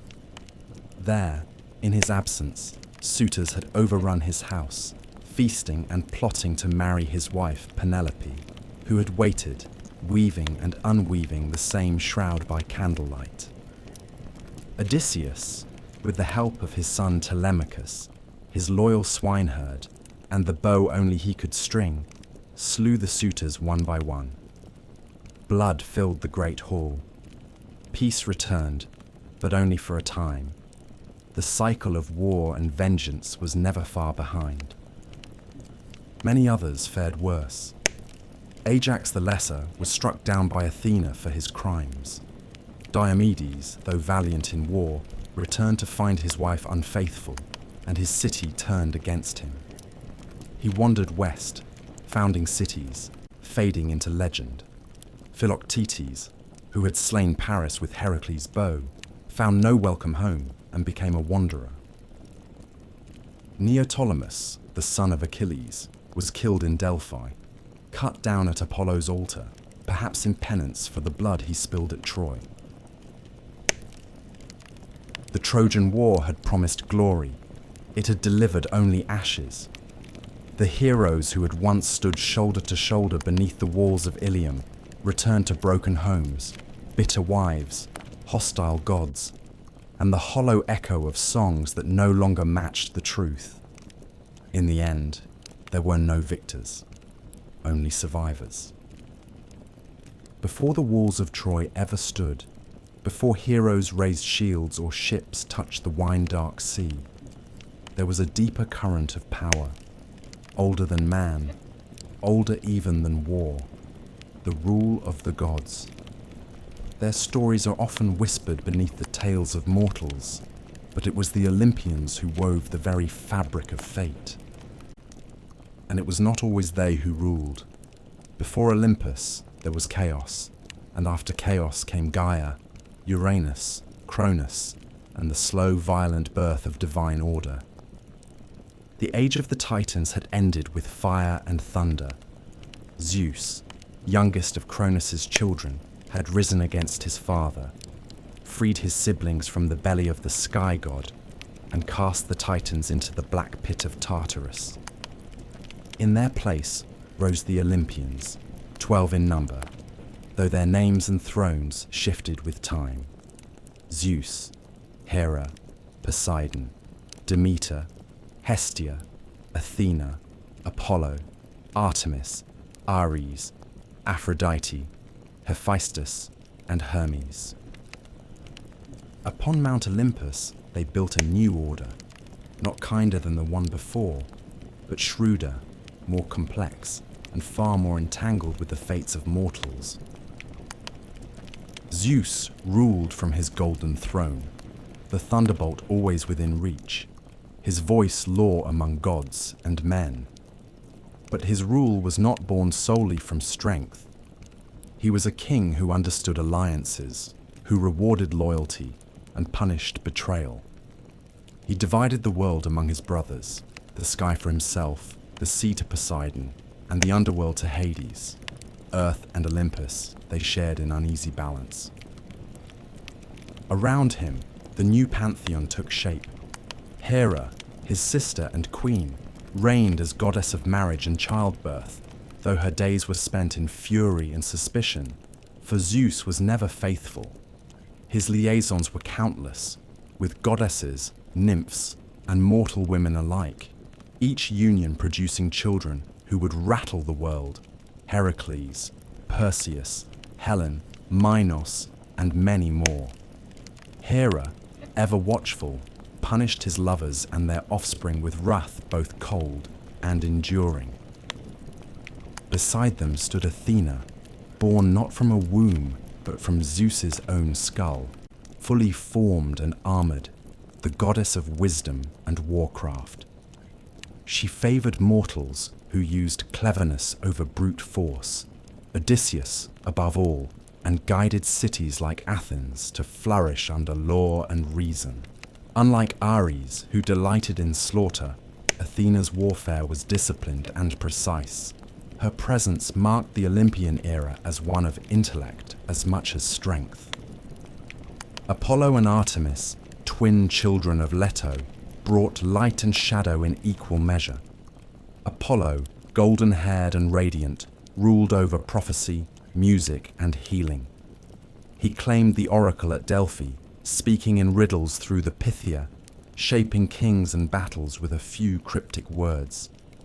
Yet he could also bring plague, as he did upon the Achaeans at Troy.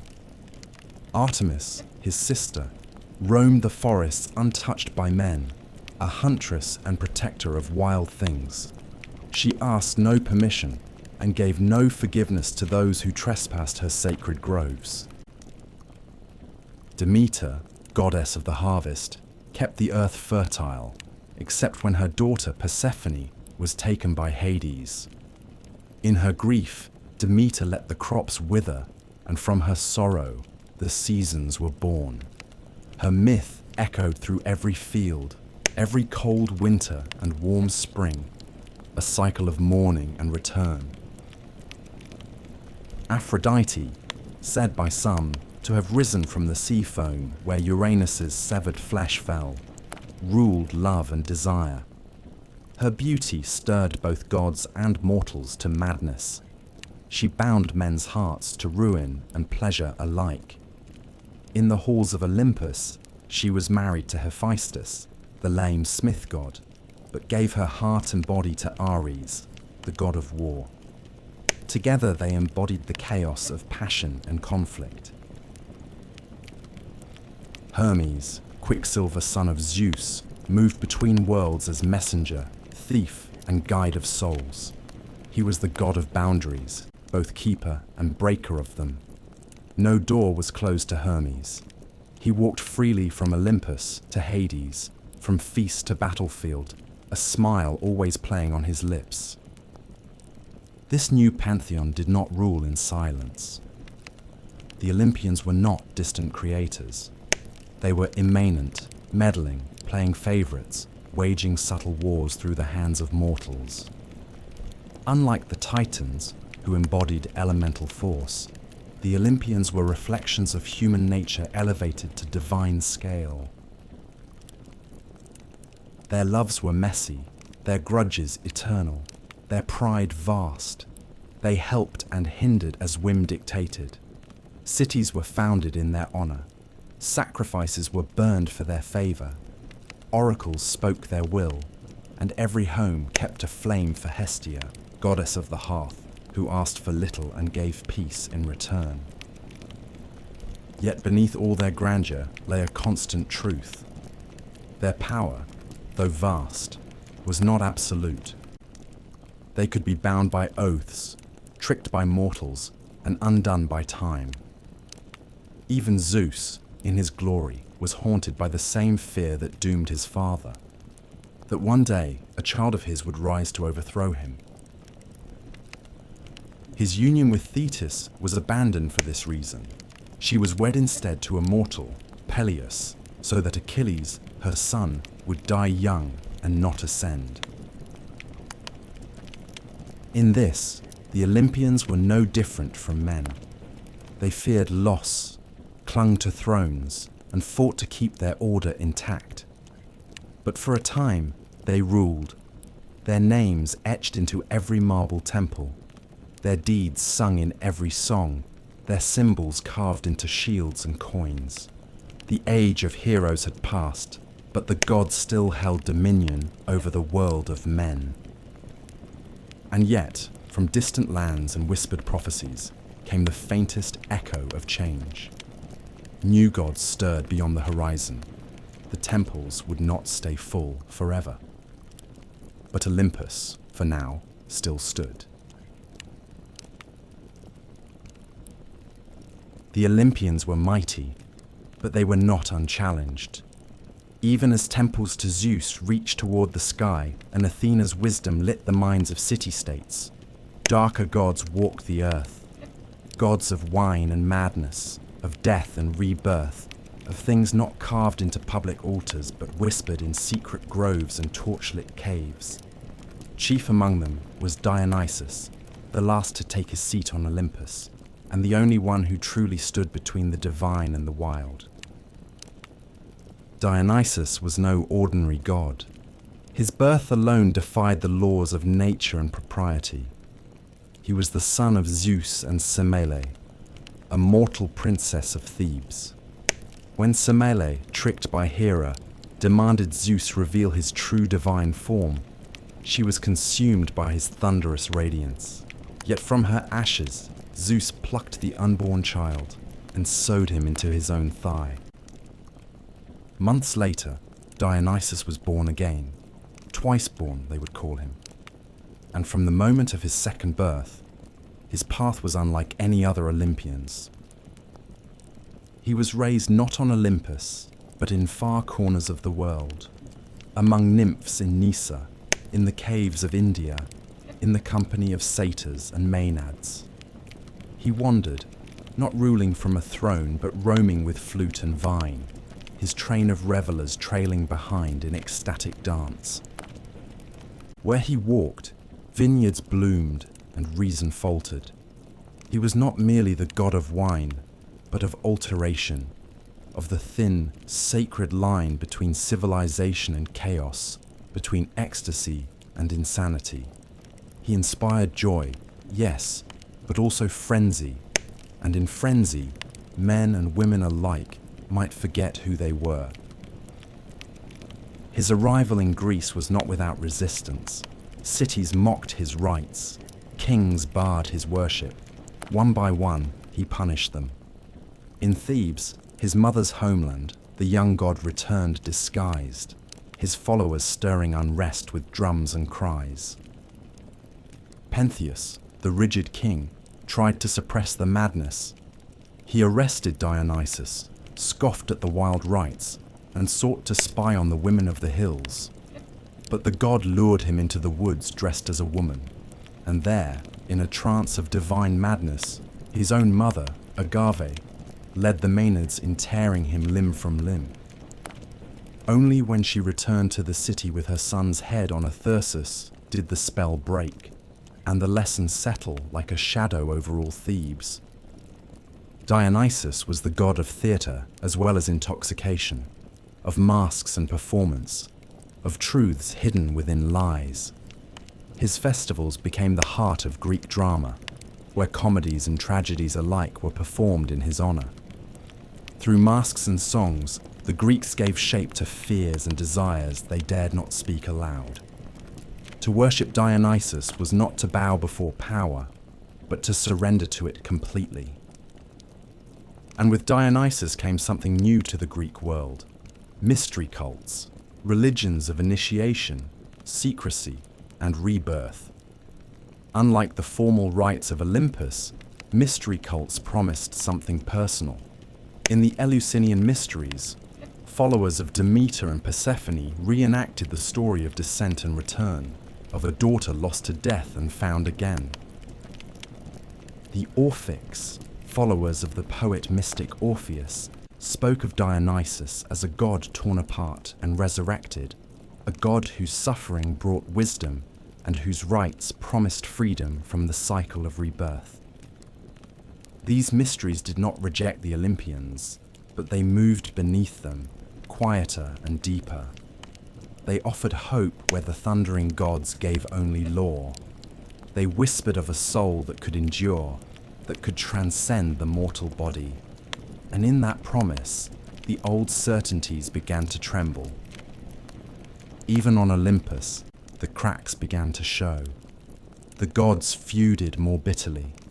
Ares and Athena vied for the hearts of warriors. Apollo fell in love too often and too fatally. Hyacinthus, Daphne, Coronis, leaving death and transformation in his wake. Aphrodite, jealous and capricious, punished mortals for the very desire she stirred. The gods began to resemble the mortals they ruled, proud, fickle, wounded, and lost. In Dionysus, the Olympian order met its mirror and its undoing. He was divine, and yet lived as a wanderer. He brought joy, yet left madness. He tore down kings and raised up peasants. And most importantly, he changed the nature of divinity itself. The gods were no longer aloof and eternal. Through mystery, through ritual, through wine and song and madness, mortals could feel the breath of God within them, not in temples, but in themselves. And somewhere in the distance, beyond the wine-dark seas and the marble columns, new gods stirred. Rome was rising, the world was changing, and Olympus, for all its thrones and thunders, could already feel the wind shifting on the mountaintop. The Olympians, for all their immortality and glory, did not confine their stories to the high halls of Olympus. They descended again and again into the world of men. In the form of lovers, tempters, warriors, or punishers, they mingled with mortals and left behind not just oracles or omens, but children. These children of gods and mortals, demigods, were born into a world that neither fully embraced them nor could ever fully contain them. Some became kings, others monsters, but a few became legends, their stories lasting longer than the walls of Troy or even the temples of the gods who sired them. Foremost among these was Heracles, the son of Zeus and Alcmene, a mortal queen of Thebes. His conception was marked by trickery. Zeus came to Alcmene in the form of her husband, drawing out the night so that it lasted twice as long. From that deception, Heracles was born, already shadowed by Hera's wrath. For Hera, the queen of heaven, could never abide her husband's infidelities, and she made the life of Heracles a crucible of torment. While still in his cradle, she sent serpents to kill him, and the infant strangled them with his bare hands. Heracles grew into a man of impossible strength, but it was not brute force that defined his legend. It was penance. In a fit of divinely sent madness, Hera's vengeance again, he killed his wife and children. Racked by grief, he sought purification at the oracle of Delphi. There, he was told to serve Eurystheus, a petty king, and complete 12 labors, each more impossible than the last. He wrestled the Nemean lion, whose hide no blade could pierce. He slew the Lernaean hydra, cauterizing each writhing neck. He captured the Erymanthian boar, cleansed the stables of Algaeus in a single day, drove away the Stymphalian birds, and tamed the Cretan bull. He stole the girdle of Hippolyta, queen of the Amazons, seized the cattle of Geryon, fetched the golden apples of the Hesperides, and descended into Hades to bring back the hound Cerberus. Each trial was more than a feat of strength. They were encounters with death, with the edge of the world, with the very fabric of human suffering. Through them, Heracles became more than a hero. He became a symbol of mortal endurance, of pain redeemed through effort. At his death, poisoned by a robe soaked in the blood of a centaur, he built his own funeral pyre and climbed atop it, mortal no longer. The gods took him to Olympus, where even Hera, at last, accepted him as divine. He became the only mortal to join the pantheon, a god forged in agony. Yet Heracles was not the first demigod, nor the only one whose story shaped the fate of mortals. Long before him came Perseus, another son of Zeus, born of Danae, who was imprisoned in a bronze tower because of a prophecy that her child would kill her father. But fate, once set in motion, cannot be locked away. Zeus came to her not as a man, but as a shower of gold, and from that union, Perseus was born. Abandoned at sea in a chest, mother and child survived and were taken in by a kind fisherman. But again, a king's lust, this time Polydectes, who desired Danae, set Perseus on a path of peril. Ordered to bring back the head of Medusa, the Gorgon whose gaze turned men to stone, Perseus embarked on his quest armed by the gods. Hermes gave him a sword, Athena a polished shield. He stole the eye of the Grey, the old Grey sisters who shared one vision among them, and learned the Gorgon's location. With Athena's guidance, he approached as Medusa slept, using the mirror of his shield to strike without looking, and severed her head. From her neck sprang Pegasus, the winged horse, and Chrysaor, a warrior of gold.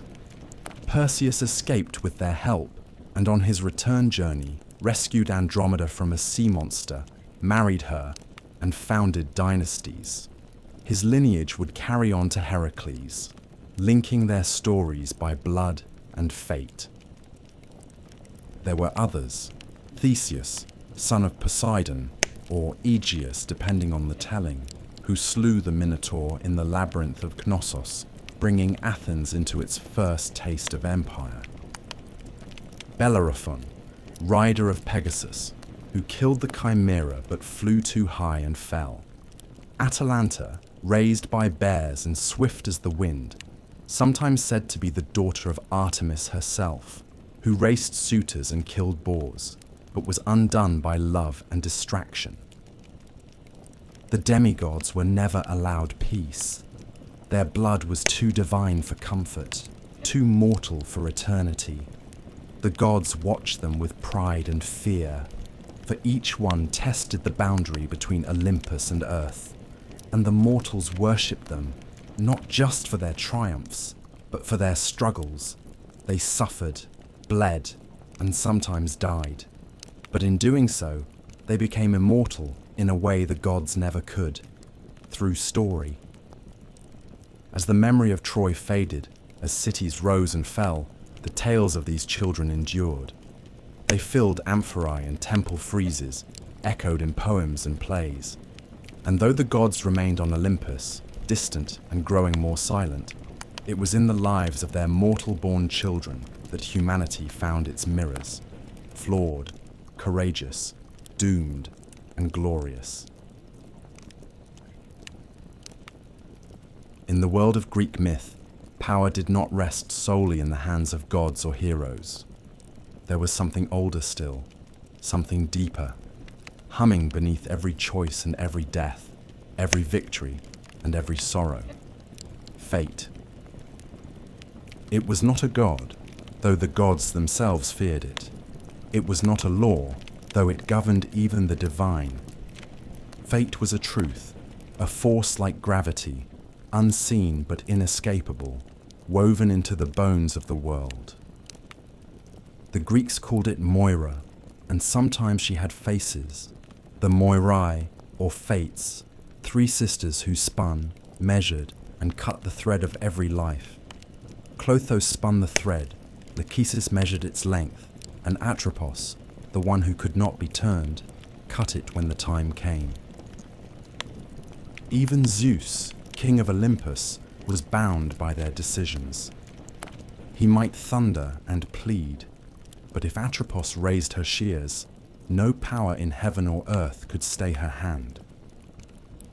And so, if fate ruled all, what hope had man? The answer lay in omens and oracles, the strange subtle language of the gods and the signs sent to those who dared to read them. The Greeks did not believe they could change their fates, but they believed they might understand them. To see the future was to brace oneself against it, to try, perhaps vainly, to prepare the soul. The most famous oracle in all of Greece was at Delphi, where Apollo spoke through the Pythia, a woman seated upon a tripod over a steaming chasm in the temple's stone floor. She inhaled vapors, slipped into trance, and delivered the words of the god in riddles and fragments. Kings, generals, and common men came to her, some to seek glory, others merely survival. But her words were never straightforward. Apollo did not deal in certainties. A prophecy, like a blade, could cut both ways. So many stories twisted around her cryptic pronouncements. Croesus, king of Lydia, asked the oracle if he should wage war on the Persians. She told him that if he crossed the river, he would destroy a great empire. He did not realize the empire would be his own. Oedipus, too, was told he would kill his father and marry his mother. His parents tried to thwart the prophecy by abandoning him. He, in turn, fled his supposed home to avoid fulfilling it, only to walk straight into its jaws. The oracle, as always, had been correct. It was men's misinterpretation that doomed them. There were other oracles too, at Dodona, where the rustling of sacred oaks revealed the will of Zeus, at Delos, where Leto gave birth to Apollo and Artemis, at Ammon in Libya, and countless smaller shrines where dreams, animal entrails, birds in flight, or the trembling of a flame gave voice to the unknowable. In war, omens were sought before every battle. A flash of lightning, a flight of crows, a sneeze at the wrong moment. These were not trifles. They were warnings, communications from the divine. A general who ignored them risked not only defeat, but cosmic punishment. Sacrifices were made before sea voyages, births, weddings. The entrails of goats and the livers of oxen were studied by seers, who divined the will of the gods in dark, wet patterns of muscle and blood. The art of reading omens became its own power. Seers like Calchas, who guided the Greeks at Troy, or Tiresias, the blind prophet of Thebes, held influence equal to kings.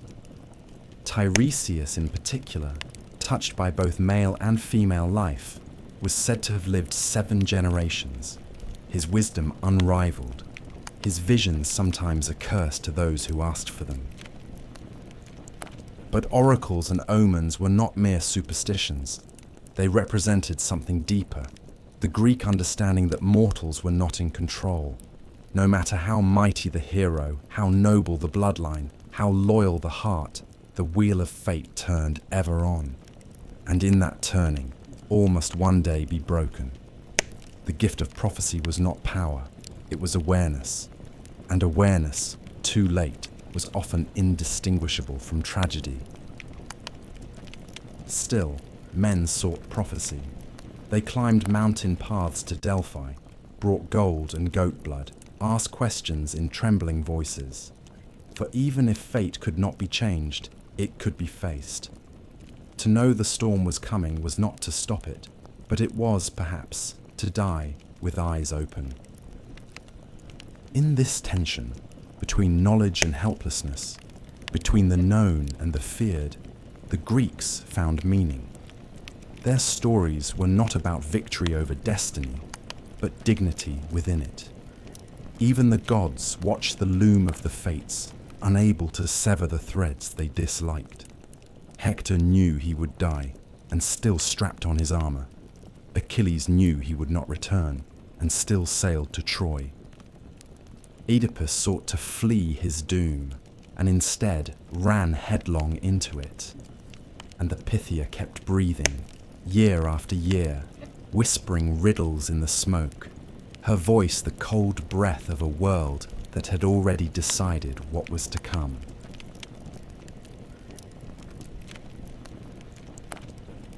To the ancient Greeks, death was not the end of story, but merely the end of breath. What followed was not heaven or hell in the Christian sense, but a realm both more neutral and more ancient, a land beneath the earth where all the dead, great and small, noble and villainous, made their final journey. This place was Hades, named for the god who ruled it, and though it bore no flames, no pitchforks, no horned demons, it inspired a dread so deep that mortals seldom spoke the god's name aloud. They called him instead Pluton, the wealthy one, for all riches, all veins of silver and gold, came from beneath the earth, and so too did the dead. The geography of the underworld was shaped not by logic, but by myth and memory. At its threshold ran the 5 rivers: Styx, the river of hatred and sacred oaths; Acheron, the river of sorrow; Phlegethon, of fire; Cocytus, of lamentation; and Lethe, of forgetfulness. Each marked a boundary not only physical but spiritual. The dead arrived as shadows, Suchai, breathless and bloodless, stripped of voice and form, and crossed into Hades with the help of Charon, the ferryman. For a coin, he would row them across Acheron. Those without proper burial, those who could not pay, were left to wander the shores for 100 years, whispering and weeping. Upon entry, the souls were met by Cerberus, the 3-headed hound who kept the dead in and the living out. Beyond him stretched the plains of Asphodel, grey and dim, where most souls drifted in forgetful silence, murmuring like dry leaves. But not all fates were equal. The underworld had its judges, Minos, Rhadamanthus, and Iarchus, who weighed each soul. The truly wicked were cast into Tartarus, a chasm of torment deeper than even the Titan's prison, where oath-breakers, murderers, and traitors suffered torments crafted to mirror their crimes. Sisyphus rolled his stone, Tantalus thirsted forever beside unreachable water, and Ixion spun upon his fiery wheel. The rare few deemed worthy of reward passed to the Elysian fields, a paradise of soft winds, green meadows, and perpetual spring. There, heroes might linger in comfort, their memories intact, their deeds honored. Still fewer souls might choose to be reborn, passing through the river Lethe to forget their past lives, beginning the cycle anew. In later mystery religions, a soul might even hope to escape the wheel entirely and ascend to the stars, but such fates were rare and uncertain. At the heart of this realm stood Hades, stern and silent, a king without vanity. He did not seek worship, did not interfere in the affairs of mortals. He simply ruled, and he ruled absolutely. His realm did not change, and he preferred it that way. He was not evil, as later myths would paint him, but immovable, indifferent, the shadow cast by Zeus's storm and Poseidon's tide. And by his side stood Persephone, queen of the underworld, whose story, perhaps more than any other, reveals the strange duality of death in Greek thought. Persephone was the daughter of Demeter, goddess of the harvest. One spring day, as she gathered flowers, the earth split open, and Hades rose in his chariot. He took her, swiftly and without consent, down into his realm. Demeter, in her grief, let the earth wither.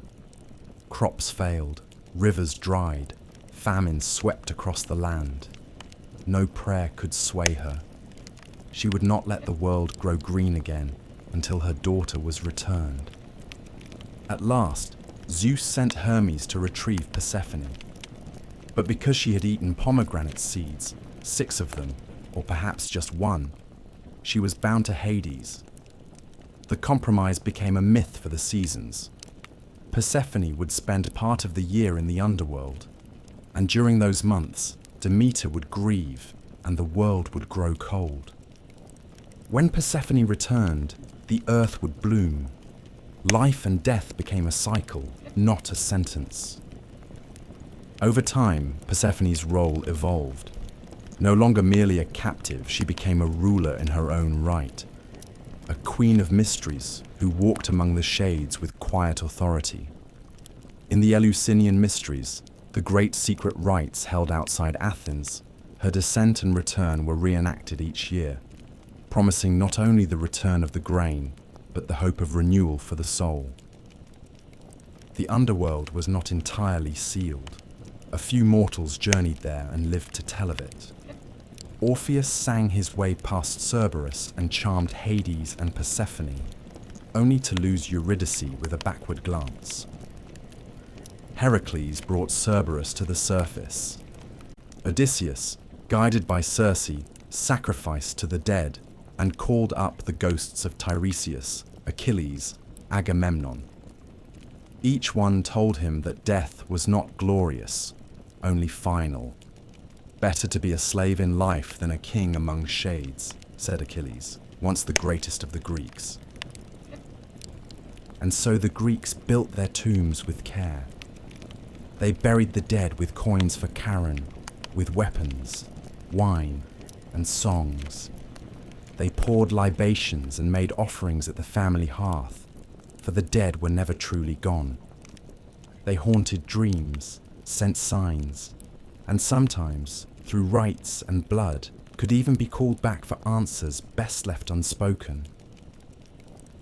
The underworld was a mirror of life, of memory, of justice without appeal. It offered no heaven for the faithful, nor hell for the faithless. It simply existed, vast and dark, ruled by a god who did not seek love or prayers, only silence. In that stillness, the Greeks saw the shape of eternity. And in the stories they told of Hades and Persephone, of shadows and judgment, of rivers and thrones beneath the earth, they gave death its place in the order of the cosmos, not as a punishment, but as a passage. Even the gods are not immortal, not in memory, not in power, and not in reverence. There comes a moment in every mythic cycle where the divine grows quiet, where once vivid figures fade from the edges of men's dreams, and thrones once built in thunder are worn smooth by time. For the gods of Olympus, that slow retreat began not with war or prophecy, but with Rome, and with a world that had grown restless under the weight of old stories. The Romans did not destroy the Greek gods. They adopted them, gave them new names, folded their myths into Roman values and Roman conquest. Zeus became Jupiter, Hera became Juno, Poseidon became Neptune, and so on. An act of transformation, as calculated as it was reverent. Rome admired the grandeur of Olympus, but it reshaped the gods to better reflect its ideals: order, hierarchy, empire. Jupiter thundered not from a wild peak, but from the Capitoline hill, dressed in the robes of a lawgiver. The wildness of Dionysus became the cultured Bacchus, and Athena's fierce independence softened in the civic wisdom of Minerva. In literature, the myths lived on. Ovid, in his Metamorphoses, retold the old tales in golden Latin, often with irony, always with poetic grace. Virgil, in the Aeneid, made the gods instruments of fate, pulling strings behind Rome's founding. But something had shifted. In Homer, the gods strode the battlefield, naked in their passions, visible in the dust and blood. In Roman myth, they had become symbolic, distant, politicized. They no longer intervened as freely. They had become themes more than presences. And as the empire expanded, so too did its encounters with new gods and ideas. From the east came Mithras, a deity born from stone, slayer of cosmic bulls. From Egypt came Isis, mother of magic and life, wrapped in silks and secrets. From Judea came a single, invisible god, one who forbade images, scorned idols, and made no room for divine siblings or thunder-wielding kings. These new cults did not simply compete with the Olympians. They undermined the entire architecture of Greek belief. Where the old gods ruled by appetite and hierarchy, these new faiths offered moral clarity, unity, and salvation. At the same time, philosophy began to erode the mythic world from within. Thinkers like Xenophanes had long mocked the idea of gods shaped in the image of men, arguing that if oxen had gods, they too would look bovine.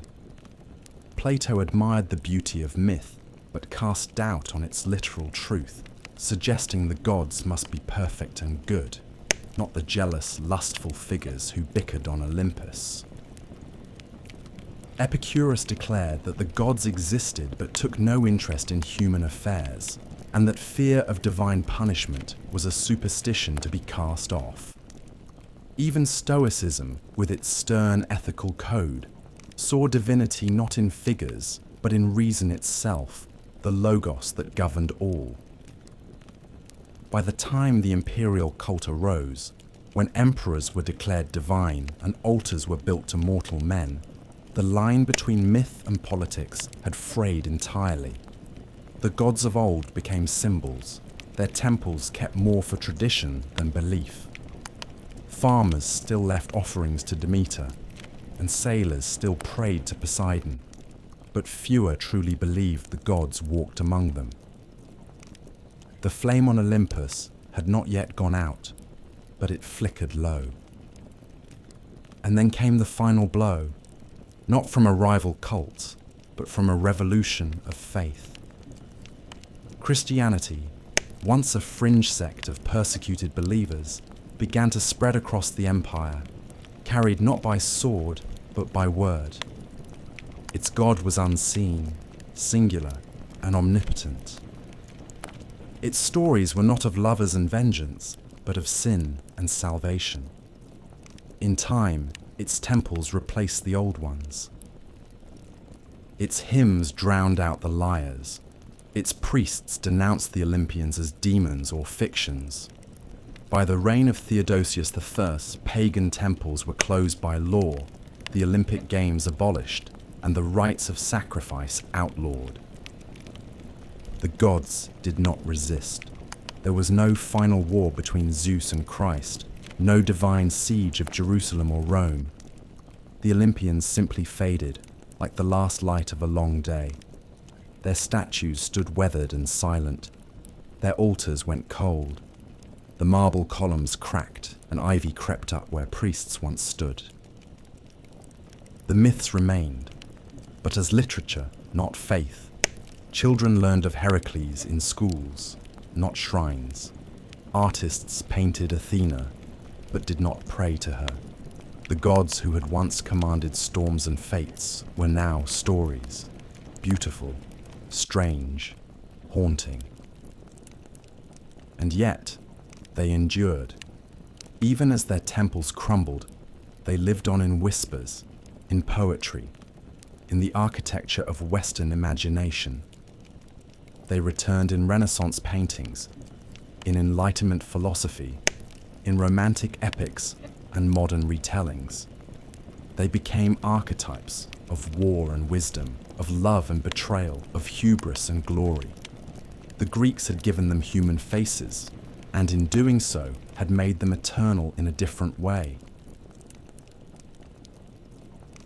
Though the temples fell and the oracles fell silent, the myths of Olympus did not die. They became echoes, faint at first, like a distant lyre strummed in the wind, then louder as time passed, and the world once again began to listen. For myths, unlike kingdoms, are not bound by stone and sword. They endure in the realm of imagination, and there the gods have always found a way to return. During the long centuries of Christian dominance in Europe, the gods were not worshipped, but neither were they forgotten. Monks and scholars copied ancient texts, sometimes grudgingly, preserving Homer and Hesiod, Euripides and Sophocles, even as they condemned the beliefs these works once sustained. The old stories survived not in temples but in libraries, tucked between sermons and treatises, waiting. And then came the Renaissance, that great turning of the wheel, when Europe looked backward to move forward. In the courts of Florence, in the chapels of Rome, in the minds of thinkers like Petrarch and Erasmus, the gods rose again, not as deities, but as symbols of human nature. Painters draped Aphrodite in seashells and light. Sculptors gave Apollo his bow and grace. Poets invoked the muse once more. Myth was reborn in marble and canvas, not altar and incense. The gods no longer ruled the sky, but they reigned in art. In the age of enlightenment, reason challenged superstition, and yet the myths endured. They were studied, translated, dissected. To Voltaire, they were allegories. To Goethe, they were mirrors of the soul. Romanticism followed, and with it, a return to the emotional, the tragic, the sublime. Writers looked to Oedipus and Antigone, to Orpheus and Eurydice, and found in them eternal questions. What is fate? What is love? What does it mean to be human? Then came the modern age. Myth was no longer confined to classical study. It appeared in literature, cinema, psychology, even comics. Carl Jung saw the gods as archetypes within the human mind, eternally re-emerging. James Joyce wove them into Dublin's streets. Rick Riordan reimagined them for schoolchildren in Manhattan. In Marvel and DC, the gods walked again, not in robes and sandals, but in armor and spandex. And always, in the background, there remained the old tales, unchanged. Odysseus still sailed. Heracles still labored. Persephone still rose each spring. They were not forgotten. They were simply translated, generation to generation, into new forms, new tongues, new dreams. Because myth is not fixed. It is living memory, shaped by those who carry it.